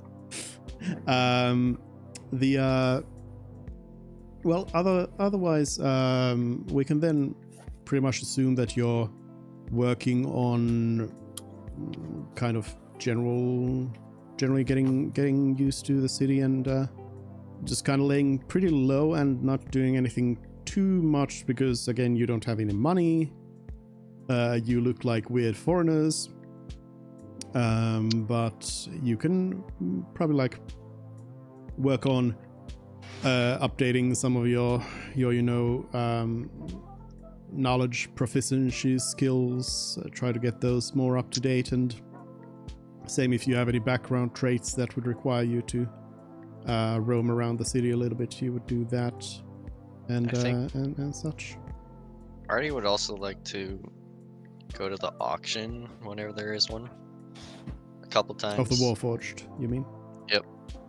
Just listen to it, not interact or anything. Just listen and look. Yeah. Specifically for like the names of the Warforged. Because they sure. announced they had Sure. Ivorol.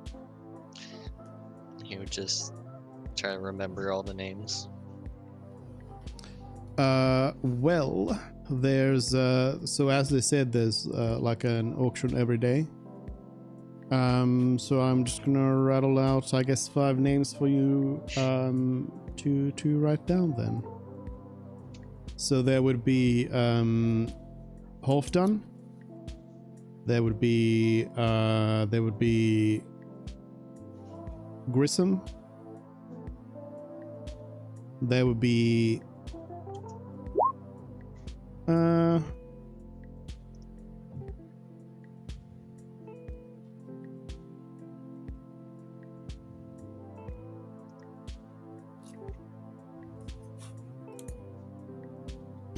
there would be Greffalor. And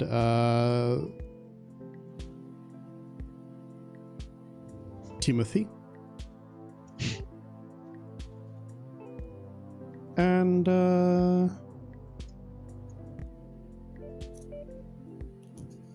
Ragur. Do they have any like surname associated? Because the first one was Ivorol Reborn. Do they all have reborn after it? No. And you would likely, maybe by this context, then realize that it was not part of the name. It was simply an exclamation that Warforged is reborn. All right.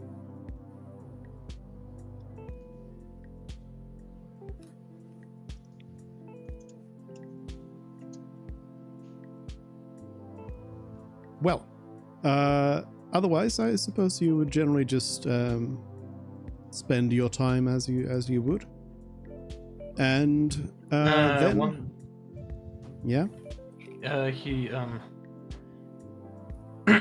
Aravan does use his background skill to find out more about the general bureaucracies of how things work around the city, of how like the justice system works mostly. Not all of it, of course. It's just a week, but everything he can gather, in that week. Sure. But basically, Keelan did the same. yeah, you would wake up on the 7th day, and as you kind of prepare to go to the ship, the innkeeper on your way out would just kind of remind you that today's the day you said you were going to pay. How's that going to happen?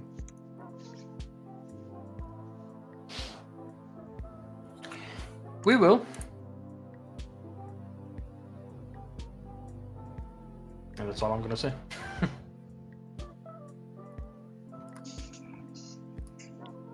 All right. The innkeeper just says today as you walk out of the door. Talia, could you do me a favor? You did you do the negotiations with the keeper, or was it someone else? I was one of. It was mostly Arya. I did try and pitch in at one point, but it didn't go great. Well, unfortunately, she's here. Okay, could you tell me how did it go mostly? Like... Well, we told him that we were from the delegation and that the delegation had a lot of money at its disposal, and then we were like, we can. And then we said that to assure him that we had money, and then he was like, well, I want collateral if you're going to be paying later, and so he took Kalon's axe, yes, and a worthless axe, by the way, like in the large terms. And we went back and forth on it a little bit. He what was it for one? I don't remember the numbers, but when we said that we needed a full week, it was not any discounted in bulk, and 150 was a lot. How, but he did he mention how much it is an average for a night? He gave us a very phony number. It was very clear he was lying. Which was? It was, what was it, 20 gold a night for 2 rooms? 20 gold a night for, okay. 2 rooms. And he said, oh, I have people to pay, and I have, a business to run, and that's what I have to charge. He was definitely lying. I see. But we had sort of struck out everywhere else before that, and we were tired, so. Well, lucky for him that I wasn't there, but I'm here now. You were sitting in the corner reading. No, I was just outside the inn. Oh, yeah. I don't know what the fuck I was saying. Anyway. Well, good thing I'm here now. Maybe. I cannot make any promises, but maybe I can make some renegotiations happen. Yay. But it will not be pretty.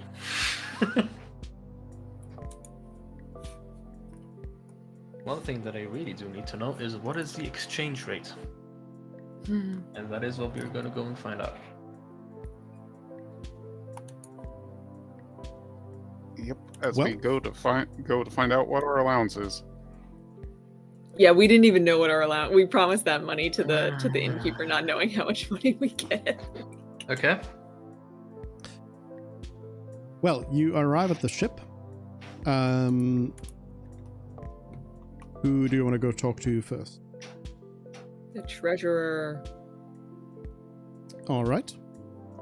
You go meet Fula, who greets you kind of happily and says, "May Joaquin shine on your gold."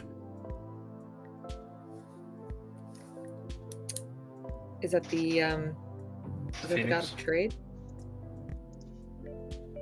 God of trade, yes, Ha ha. and wealth and stuff. Yeah.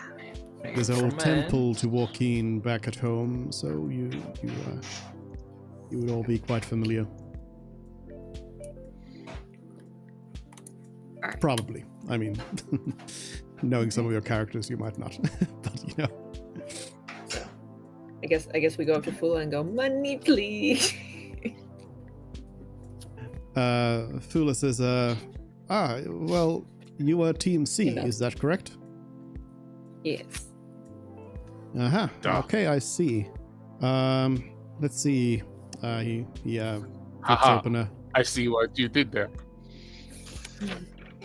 he flips open a bunch of or a big ledger and just starts flipping through it again, just like last time, and says, okay, yes, yes, okay, yes, okay, yes.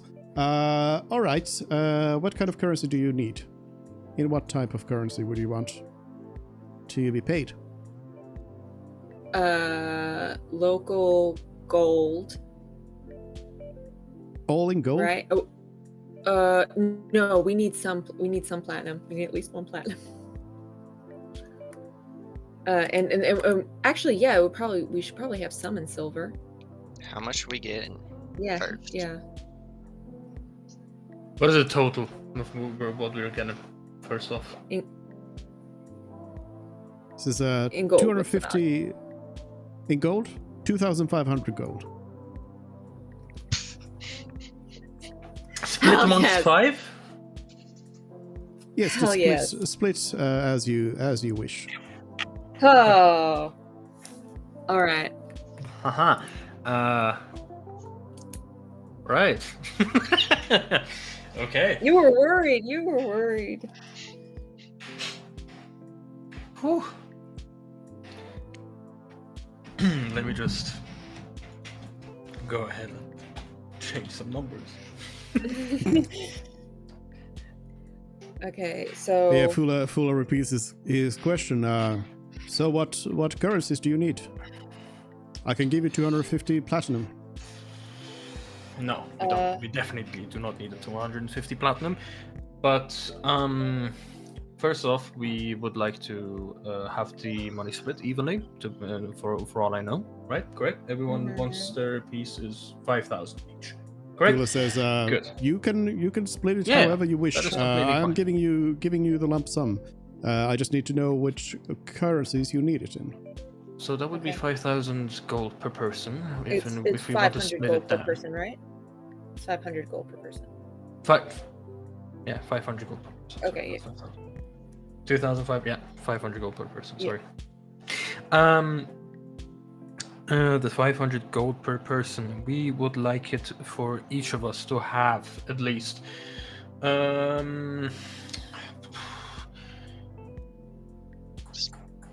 5 platinum. Yeah, 5 platinum. About. Let me think about this. 500 silver. No, too much. It's a degree of 10 each way, right? 10 Mhm. silver is Yep. 1 gold, 10 gold is 1 Mhm. platinum. Okay. And we are not getting an electrum because no one fucking uses it.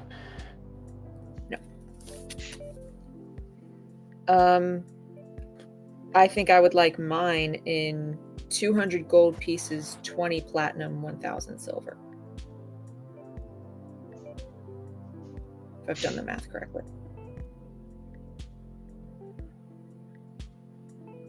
Say again, how much? Well, because 1,000 silver is 100 gold, correct? Yes. And 20 platinum is 200 gold. And then 200 gold. So I have 500 gold. So I want it split 20 platinum, 200 gold, 1,000 silver. That's what I was thinking. You're still missing 100 gold. That sounds. No, I'm not. You're not sure? 1,000 silver. That is 100. That is 100 gold. You have a Yes. separate 100 gold. That's a total of 200 gold. You have 20 platinum. That is 200 more gold. That is in total of 400 gold. You're still missing 100. No, that's No, 500. no, it's 200 gold, 20 platinum, 1,000 silver. it's 100 gold. 200 gold. Okay, gotcha. 200 gold, yeah. Fula says, I need the total, please. Do you guys have any problem with splitting it that percentage? Does that sound smart to you? That's Each of fine us with me. carrying that. I think that sounds good. Yeah. Okay, fine. So then, let me. I mean, good God. each of you would not be carrying that because that's a lot of metal. Yeah, that's insane. But you can split it and store it however you want. But yeah, you wouldn't be literally carrying it. So then everything gets times by 5. So then we want 1,000 gold pieces, 100 platinum, and 5,000 silver. Maybe cut down on the silver. A little bit, yeah. Okay. I will take how much do you want to cut it down by? I would suggest that at most you would take 1,000 silver altogether, and then maybe 1,400 in gold. Okay, fine. All right, 1,400 gold, 100 platinum, 1,000 silver. All All right. Fula says, all right, wait there for a moment. And he goes into the vault, which is there's a guard posted in front of it, and he closes the door behind him. And soon enough, he comes out with a little chest. A fairly big chest, but it's actually pretty big, especially for him, as he's a gnome. And he carries it over, kind of hobbling, and says, "There you go."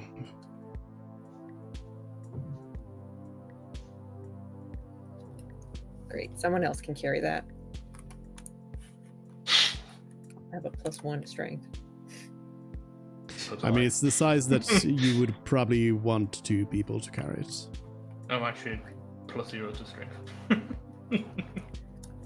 Your Same. pluses to strength don't necessarily matter. Yeah. Yeah, if your arms literally can't get around it. What I'm saying is you It's just probably. I you just need think 2 it'd people, probably be. 2 people to carry it. I was thinking Rhea and Kalon would help carry it.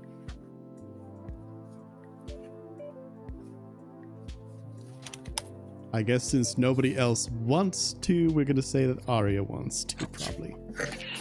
Well, I guess. Can you hear me? Yep. I suggested Arya, and Kalon will help. Yeah. So Arya with Galen. That's what I mean. Okay. Okay. Now, does this person know? Now that everything has happened, could you tell us what the exchange rate is?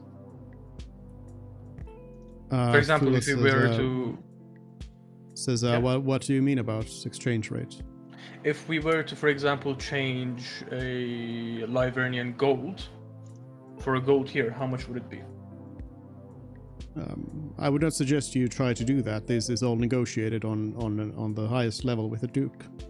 No, I am aware. This is not like information that this is just for some business I'm conducting. Fula says, well, it's a gold piece for a gold piece, I guess. So 1 to 1.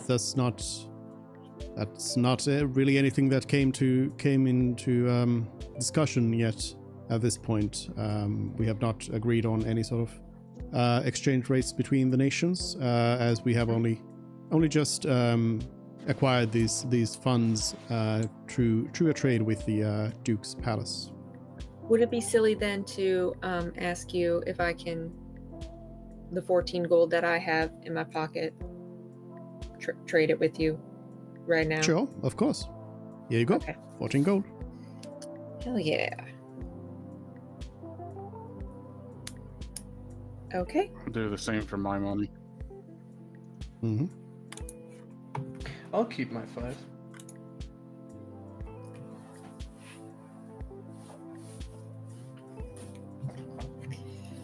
Right. Let's go shopping. All right. Let me just see. What is the split between everyone again? How much was it? Well, the gold is no longer divisible by 5, but the platinum and the silver is. So it's 20 platinum and 200 silver. It would be 280 gold as well. Oh, you're right. It is divisible by 5. I'm stupid because it's, yeah. I was thinking to myself, 14 is not divisible by 5, but it. 200 Shouldn't silver, we- 280 gold, and 20 platinum. Gotcha. Shouldn't we go report to the ambassador as well? Right, yeah, that too. Yeah, I was like, are you really just leaving? Yeah, we should go to her. All right. I believe our Draugr friend has something to say.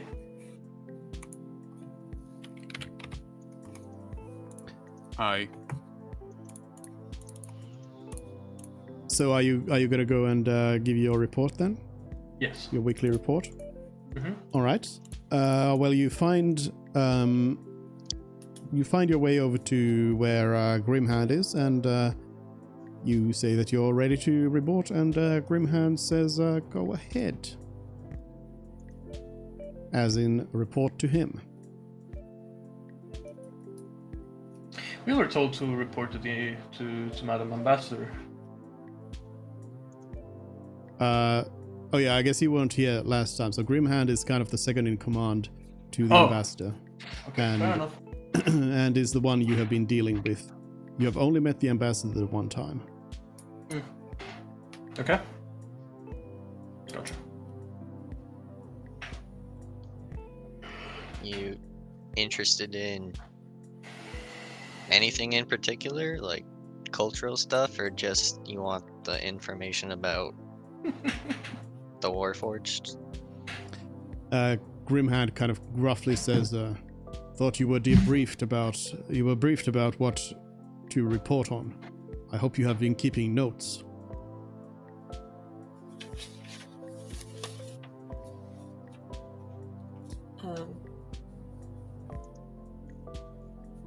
I mean, we can just give you everything we got, but I figured you just want the brass tacks of it, you know?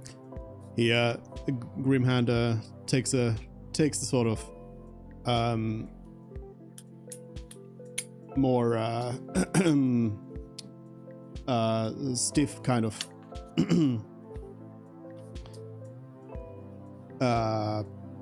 stands up kind kind of stiff and kind of recites to you, everything is permitted. All details must be reported. The Empire will not protect you, and nothing is forgiven. Yes, we are aware. We were just asking for the sake of time, but if you really want to, then sure. Grimhand repeats, all details must be reported. Okay. Gotcha. I'll start talking. Do you actually want me to recap everything, or? You do need to tell everything that you want to tell Grimhand, and if you don't want to tell something, you don't say it. So this is absolutely full on, 100% in character, and this is 100% all the information that you are giving the Empire.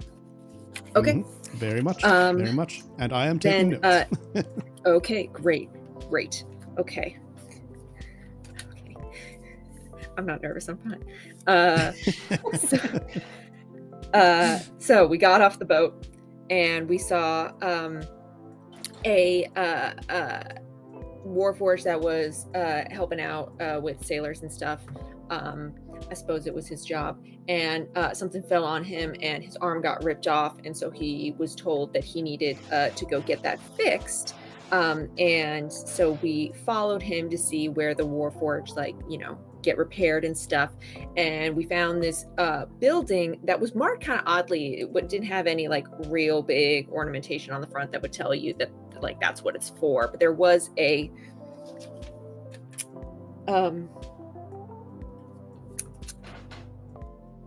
it was marked as the Red Eel, and the sign was quite small. There were no first floor windows. And when we went inside, we had planned that if we stepped inside and they were like, what the hell are you doing in here? We would say that we thought it was a restaurant, and then we would leave. But we stepped in and all it was just a hallway with another door at the end of it. And that seemed creepy. So we left. We also didn't want to get caught poking around where we shouldn't be. So we left that. And then we tried to find an inn, and no one really had any answers on where an inn was.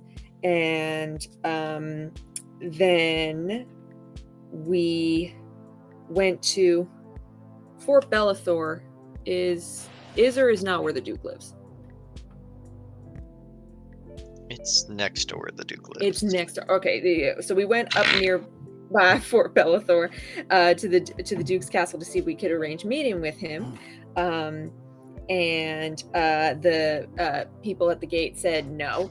But the Duke's daughter walked by, and she was very friendly. She's a human woman named Zarel, and she carries a real fancy sword with her. And she told us a little bit about Magus Black, and that he still makes Warforged. He created them for the war to end the war, but he also still makes them for the city. And he is the head of the Magirium. And then we went we went to the Magirium, and they had a auction going on outside for Averall, a Warforged who, if I understood correctly, fought in the war, and now he is reborn. So I don't know if they put him in a new body. I don't really understand. Anyways, but there was an auction going on, and there's an auction every day. And Artie here actually, Artie, would you have told us that you were going to the Magirium every day? Or would you have just done that?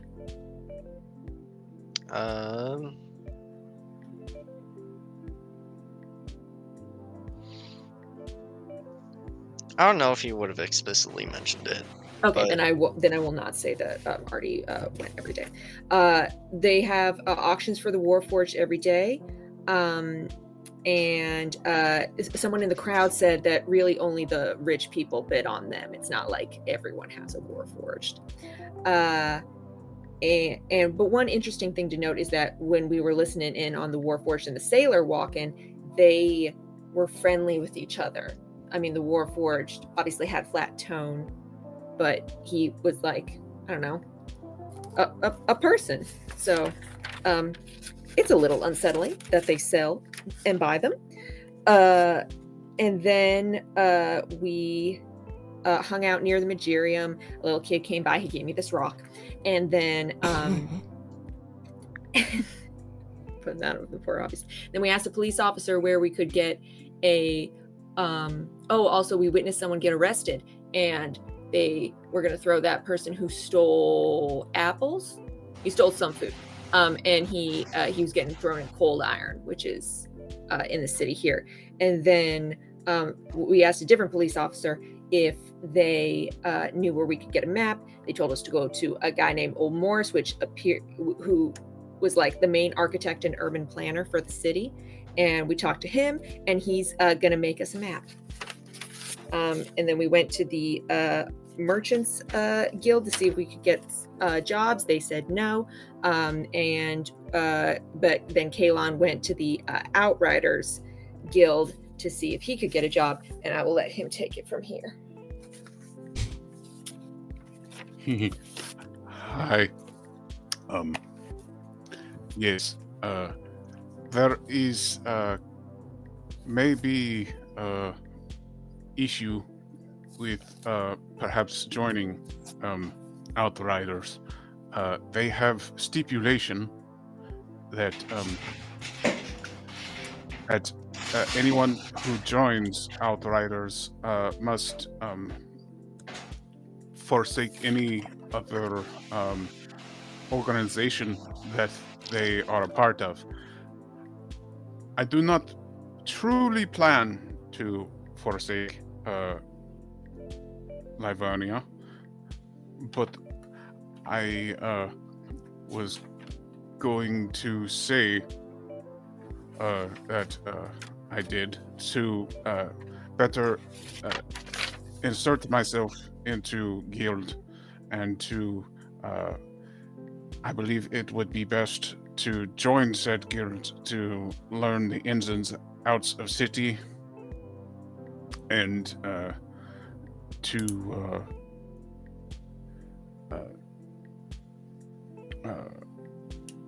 insert myself into the society, and I may build new connections that will prove helpful.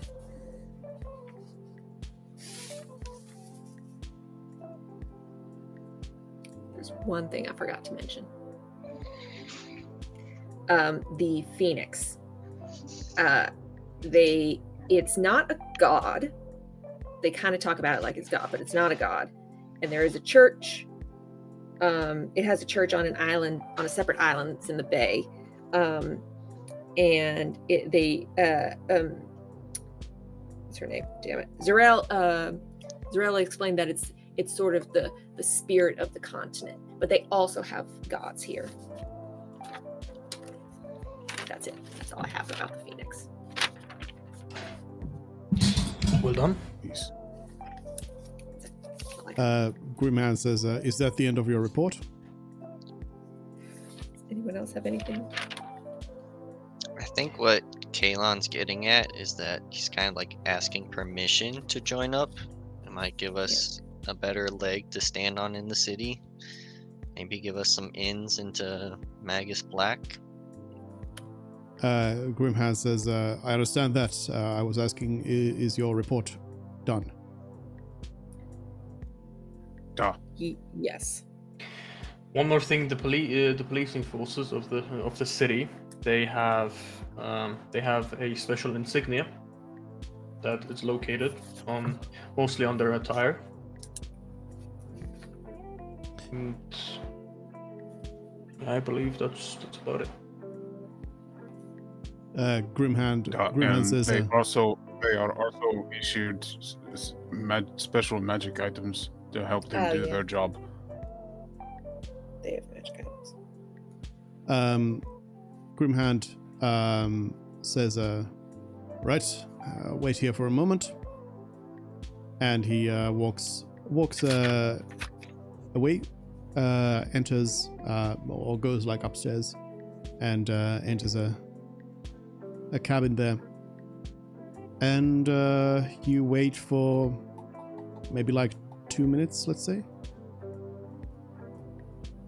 Do you speak amongst yourselves, or are you just waiting quietly? Good report. Well done. Talia, Thank well, you. Draugr, nicely done. I was trying not to rattle on too much, but I didn't know what was important and what wasn't. So He said every detail. So Yeah. you gave him every detail. You had at least. Kalon. Yes, Kalon. Funnily enough, that was on purpose. Well, Grimhand then comes back moments later and says, "Your report has been received. Let's go through some things. First of all, good information on the Warforged, but we will need more, of course. So keep at it. In terms of the local culture, you gave almost no details. So that is, you need to improve on that. For example, you gave no details on the Phoenix, and that will be good information to have. So please, next time, you will have more on that. And then, as it comes to Kalon's request, it is categorically denied.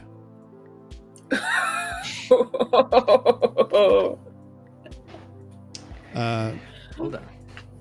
Grimhand continues on explaining that Team C has been selected to pursue your specific missions for a reason, and we have other agents working on other matters. In fact, I have a new thing to report to you, and that is that we have begun implanting a group that we call the Agents. And the Agents are going to be... They are a collection of specialists that we are sending into the city to go deep undercover in various guilds and other workplaces. And you will be able to request aid from these agents, but only through coded messages that you leave at dead drops, which we will designate a little bit later. Perhaps once you have acquired that map from Old Moritz, I will be able to provide you with those areas where you can leave coded messages to the agents, and they can attempt to find out information for you, or perhaps acquire small items. Do you have any in the Materium? Grimhand says, currently I cannot inform you about their whereabouts, but as said, later on, Okay. we will discuss the actual locations of the dead drops and what sort of information you might request from each. Okay. Do we get to go to the dinner with the Duke? Grimhand says, there is a banquet that is being prepared. So far, as far as we know, the whole delegation is to arrive there. So you will be included. As far as we can tell, it is going to be in a week's time. Okay.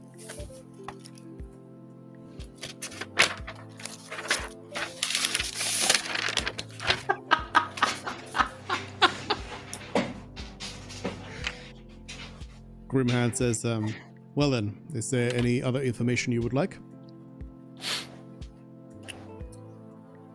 I'll be back today for the drop spots for the agents. Grimhand says, no, not today. Not today. Next week. Next week on Okay. before you can come and report to us before the dinner, and we can discuss that then. Okay, fine.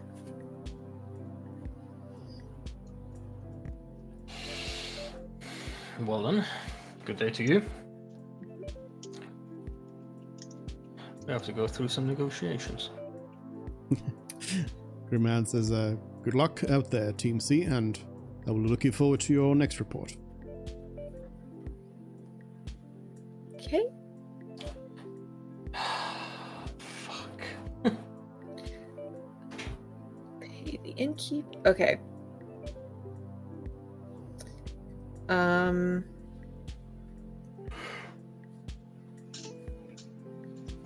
I'm making a to-do list.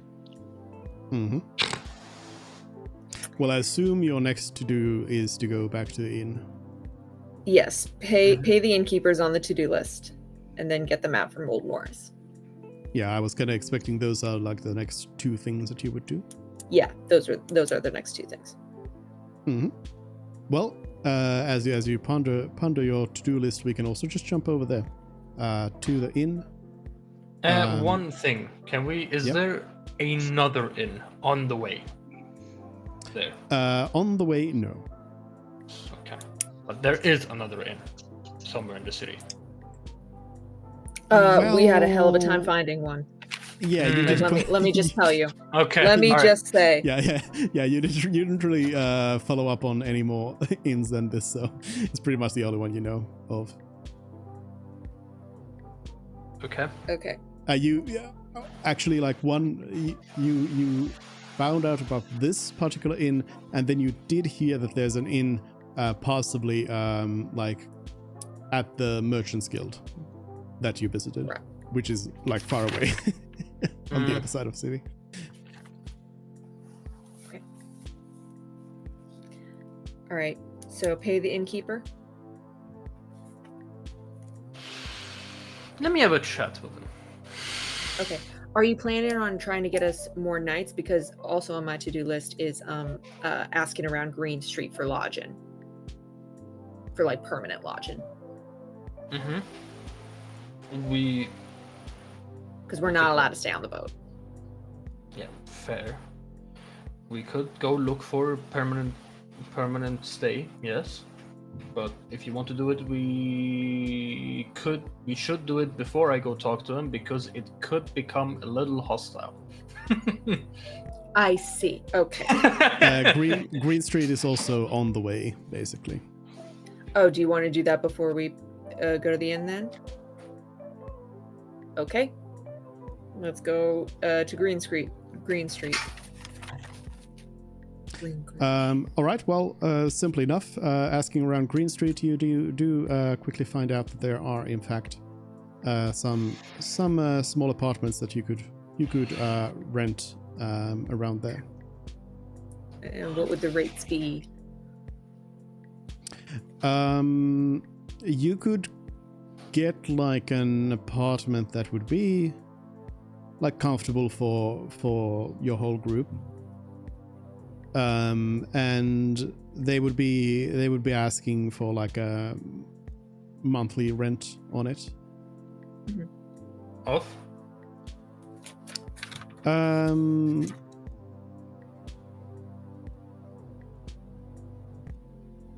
We can assume that you try and haggle your way to a price and kind of discuss what it would be. And basically the end price would be to that you would be paying 200 gold per month. Okay. And that allowance we got today, that is per. That is how much that'll. The money we got today, how often are we getting that money? Well, you were told beforehand that you are being paid weekly. Okay, and so we're getting that same amount every week. Great. Okay. All right. Yeah. Okay. All right, let's go. Okay, so then once we've got that locked down, Can we like sign a lease right now and then go pay the innkeeper? Whatever we need to do. Let's keep it in consideration for a bit. Fine, fair. Okay, let's go pay the innkeeper. And then... I would say that you have found a solution. I would point out that you have found a solution. Yeah. I know. This yeah. Actually, yeah. Let's just go for it. Okay, fine. Yeah, because if you've gone through a long negotiation with somebody and then you're like, okay, but maybe I won't come back. Maybe I'll think about it. Yeah, that's fair. See you another time, and then you come back. They might be like, okay, let's raise the price a bit. Gotcha. All right. Since all right, we've got you an apartment on Green any Street. other options. Woohoo! We got keys made and everything. Okay, let's go pay the innkeeper. Mm-hmm. Let's go for the innkeeper. The innkeeper greets you and says, welcome.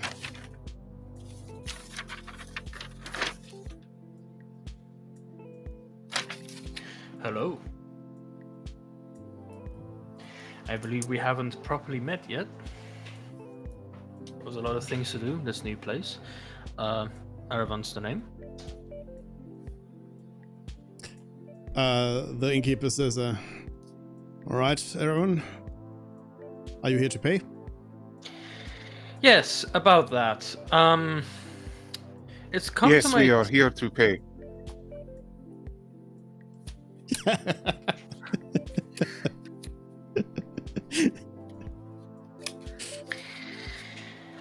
As I was saying, yes, about that. It has come to my attention that you have negotiated a very substantial amount of money here for a week. The innkeeper looks at you for a moment and says, we discussed this at length, and your dragonborn friend here insulted me several times. So, I believe we had a deal. I have this axe as collateral. I will, of course, return it to you as 150 gold pieces are provided to me here on the table now. And yes, well, as you is... say, no, he interrupts you. He actually interrupts it. And he says, well, yes, understandably so. Well, we didn't mean any me and my companions, we didn't mean any disrespect, but when it comes to these situations, usually I am the one to speak with. But during that time, I was, luckily for you, not present. But if you want to have this short-term success of the 150 gold, of course, a deal is a deal after all. You'll be given the money, no questions asked. But the innkeeper says, all right, let's do it. Good. I see that you sadly don't have any inkling for business long-term wise. Well then, 150 gold it shall be. I guess we have. The chest has to be with us, right? So we have to just open it up in front of him. Well, no, you don't need a whole chest. You can carry it. In like oh small right, increments. we would have put our. You could So is the bulk of our have money platinum being? coins? Yeah, I guess we. Yeah. The amount is 150 gold. Yeah, we do have a place of our own. I'm sure Yeah, we we do probably have our place, left yeah. our We can big make the stash bulk at of our it. house, and Yeah. Yeah.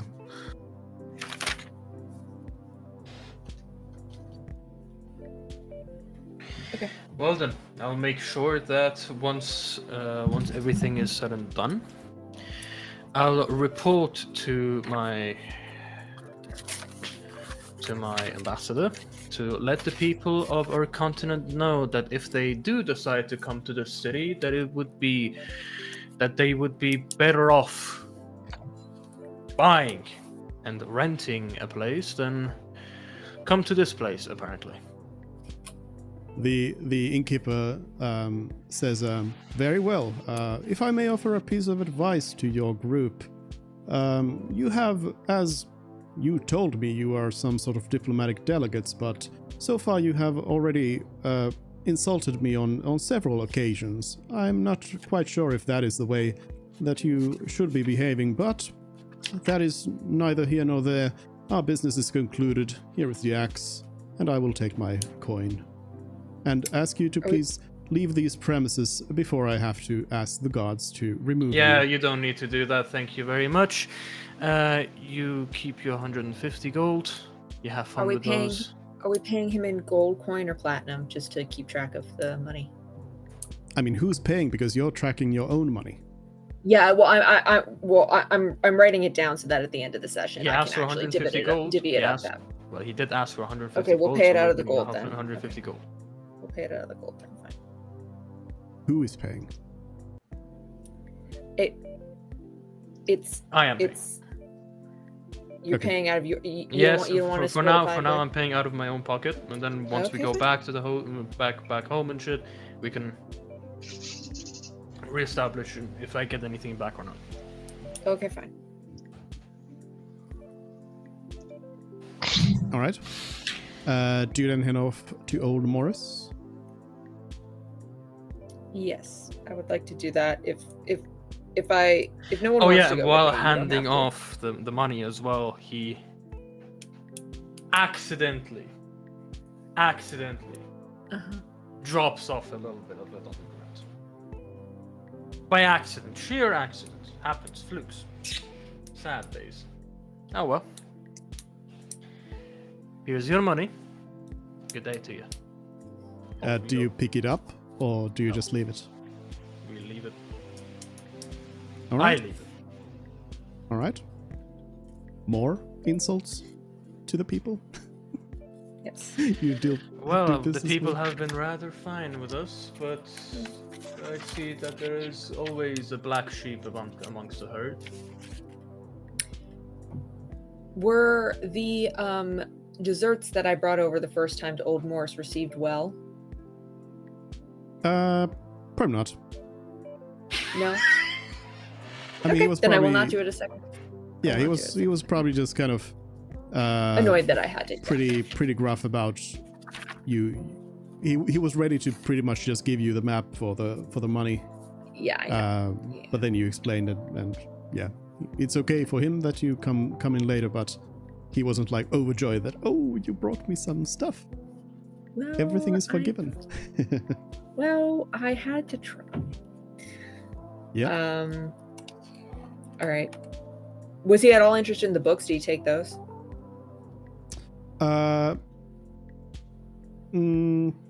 Sure. Okay. You would have taken the books. Okay. All right. So we go back and we give him the one platinum Mm-hmm. for the map, and I am as cheery as can be, and I'm going to yet again apologize profusely for Kalon. He seems quite uninterested in speaking too much further about this, and mainly Yeah. just kind of hands you over the map and says, "Okay, well, go on your way then." Okay.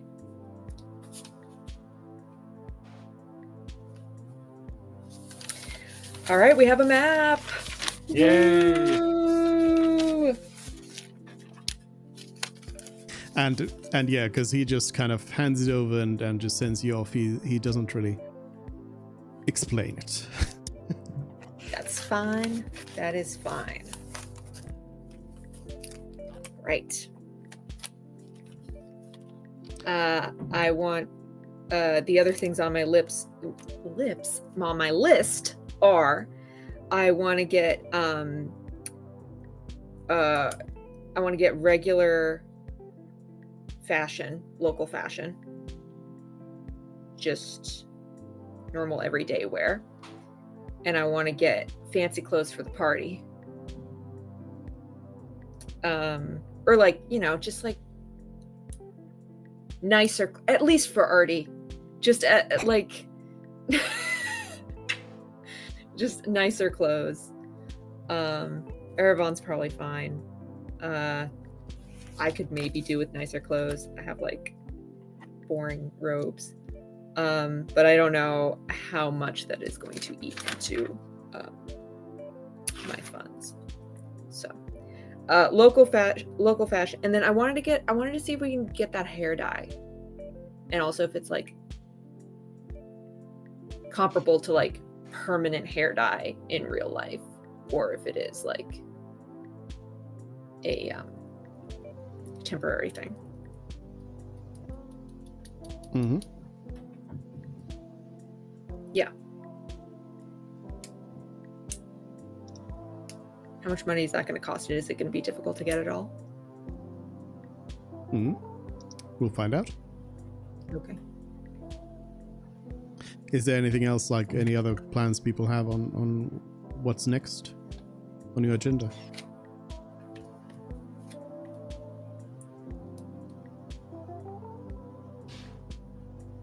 My first question is how much of the session is remaining? Oh, right. Yeah. None. But I'm just asking, like, what your what the next steps would be, so you can kind of all think about what's going to happen next time. One thing that Urban needs to figure out as well is how is time measured here? As in, I mean, I get it, 24 hours, right? Probably the same. But as in calendar-wise, like what dates of the month are we in currently? Same calendar as us. Oh, same calendar. Okay. Okay. Yeah. Do they have any festivities planned for any specific date coming up, maybe this month or next month? He would ask the people, and he would ask just generally more about the culture. Just what is common here, what is not so common. Integration, right? Mm-hmm. That is upcoming session. Yeah. There's one thing. With all the gods here, I guess I want to investigate the gods here, and I specifically want to know, and this is very specific. Are there any that like take a vow of silence? And I guess that's something I have to find out next time. Do you mean a god that takes a vow of No. silence? The followers take the vow of silence. Yeah, the followers take the vow of silence. Yep, I can already see why.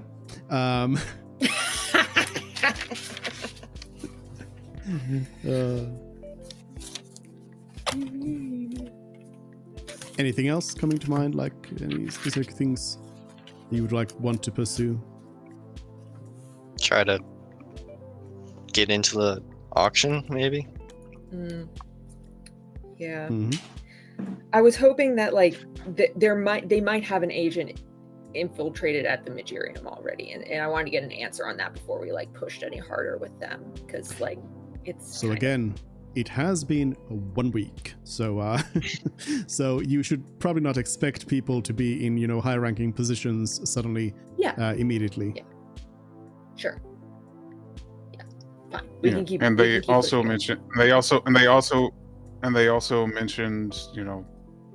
That whole thing about the info drop off and everything is going to take another week before, and which is also the party is in another week.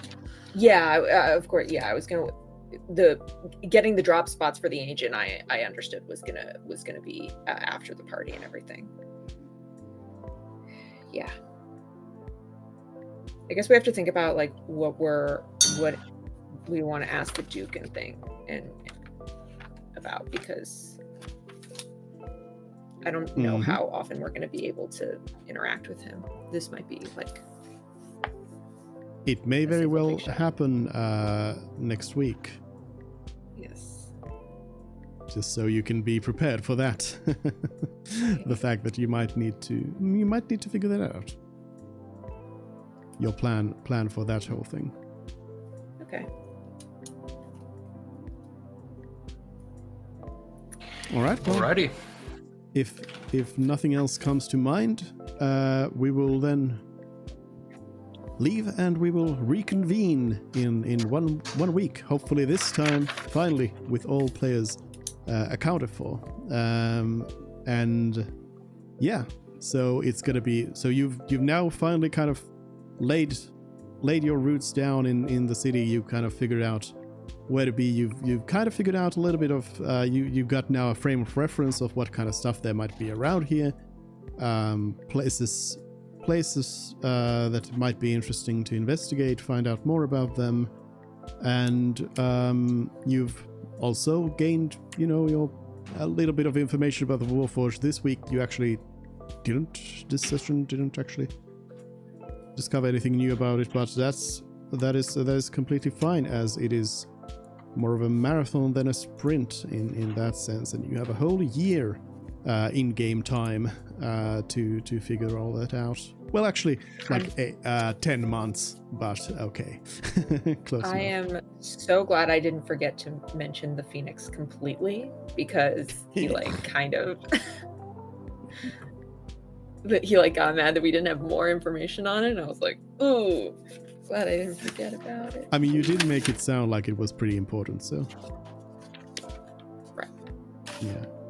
But anyways, so yeah, next week, there's likely going to be a banquet for you to go and visit, as well as, let's say, some surprises, as it's going to be our third session. So expect the unexpected. Mhm. All right. See Sounds you fun. next week then. Bye bye. Bye. In a week. Bye bye.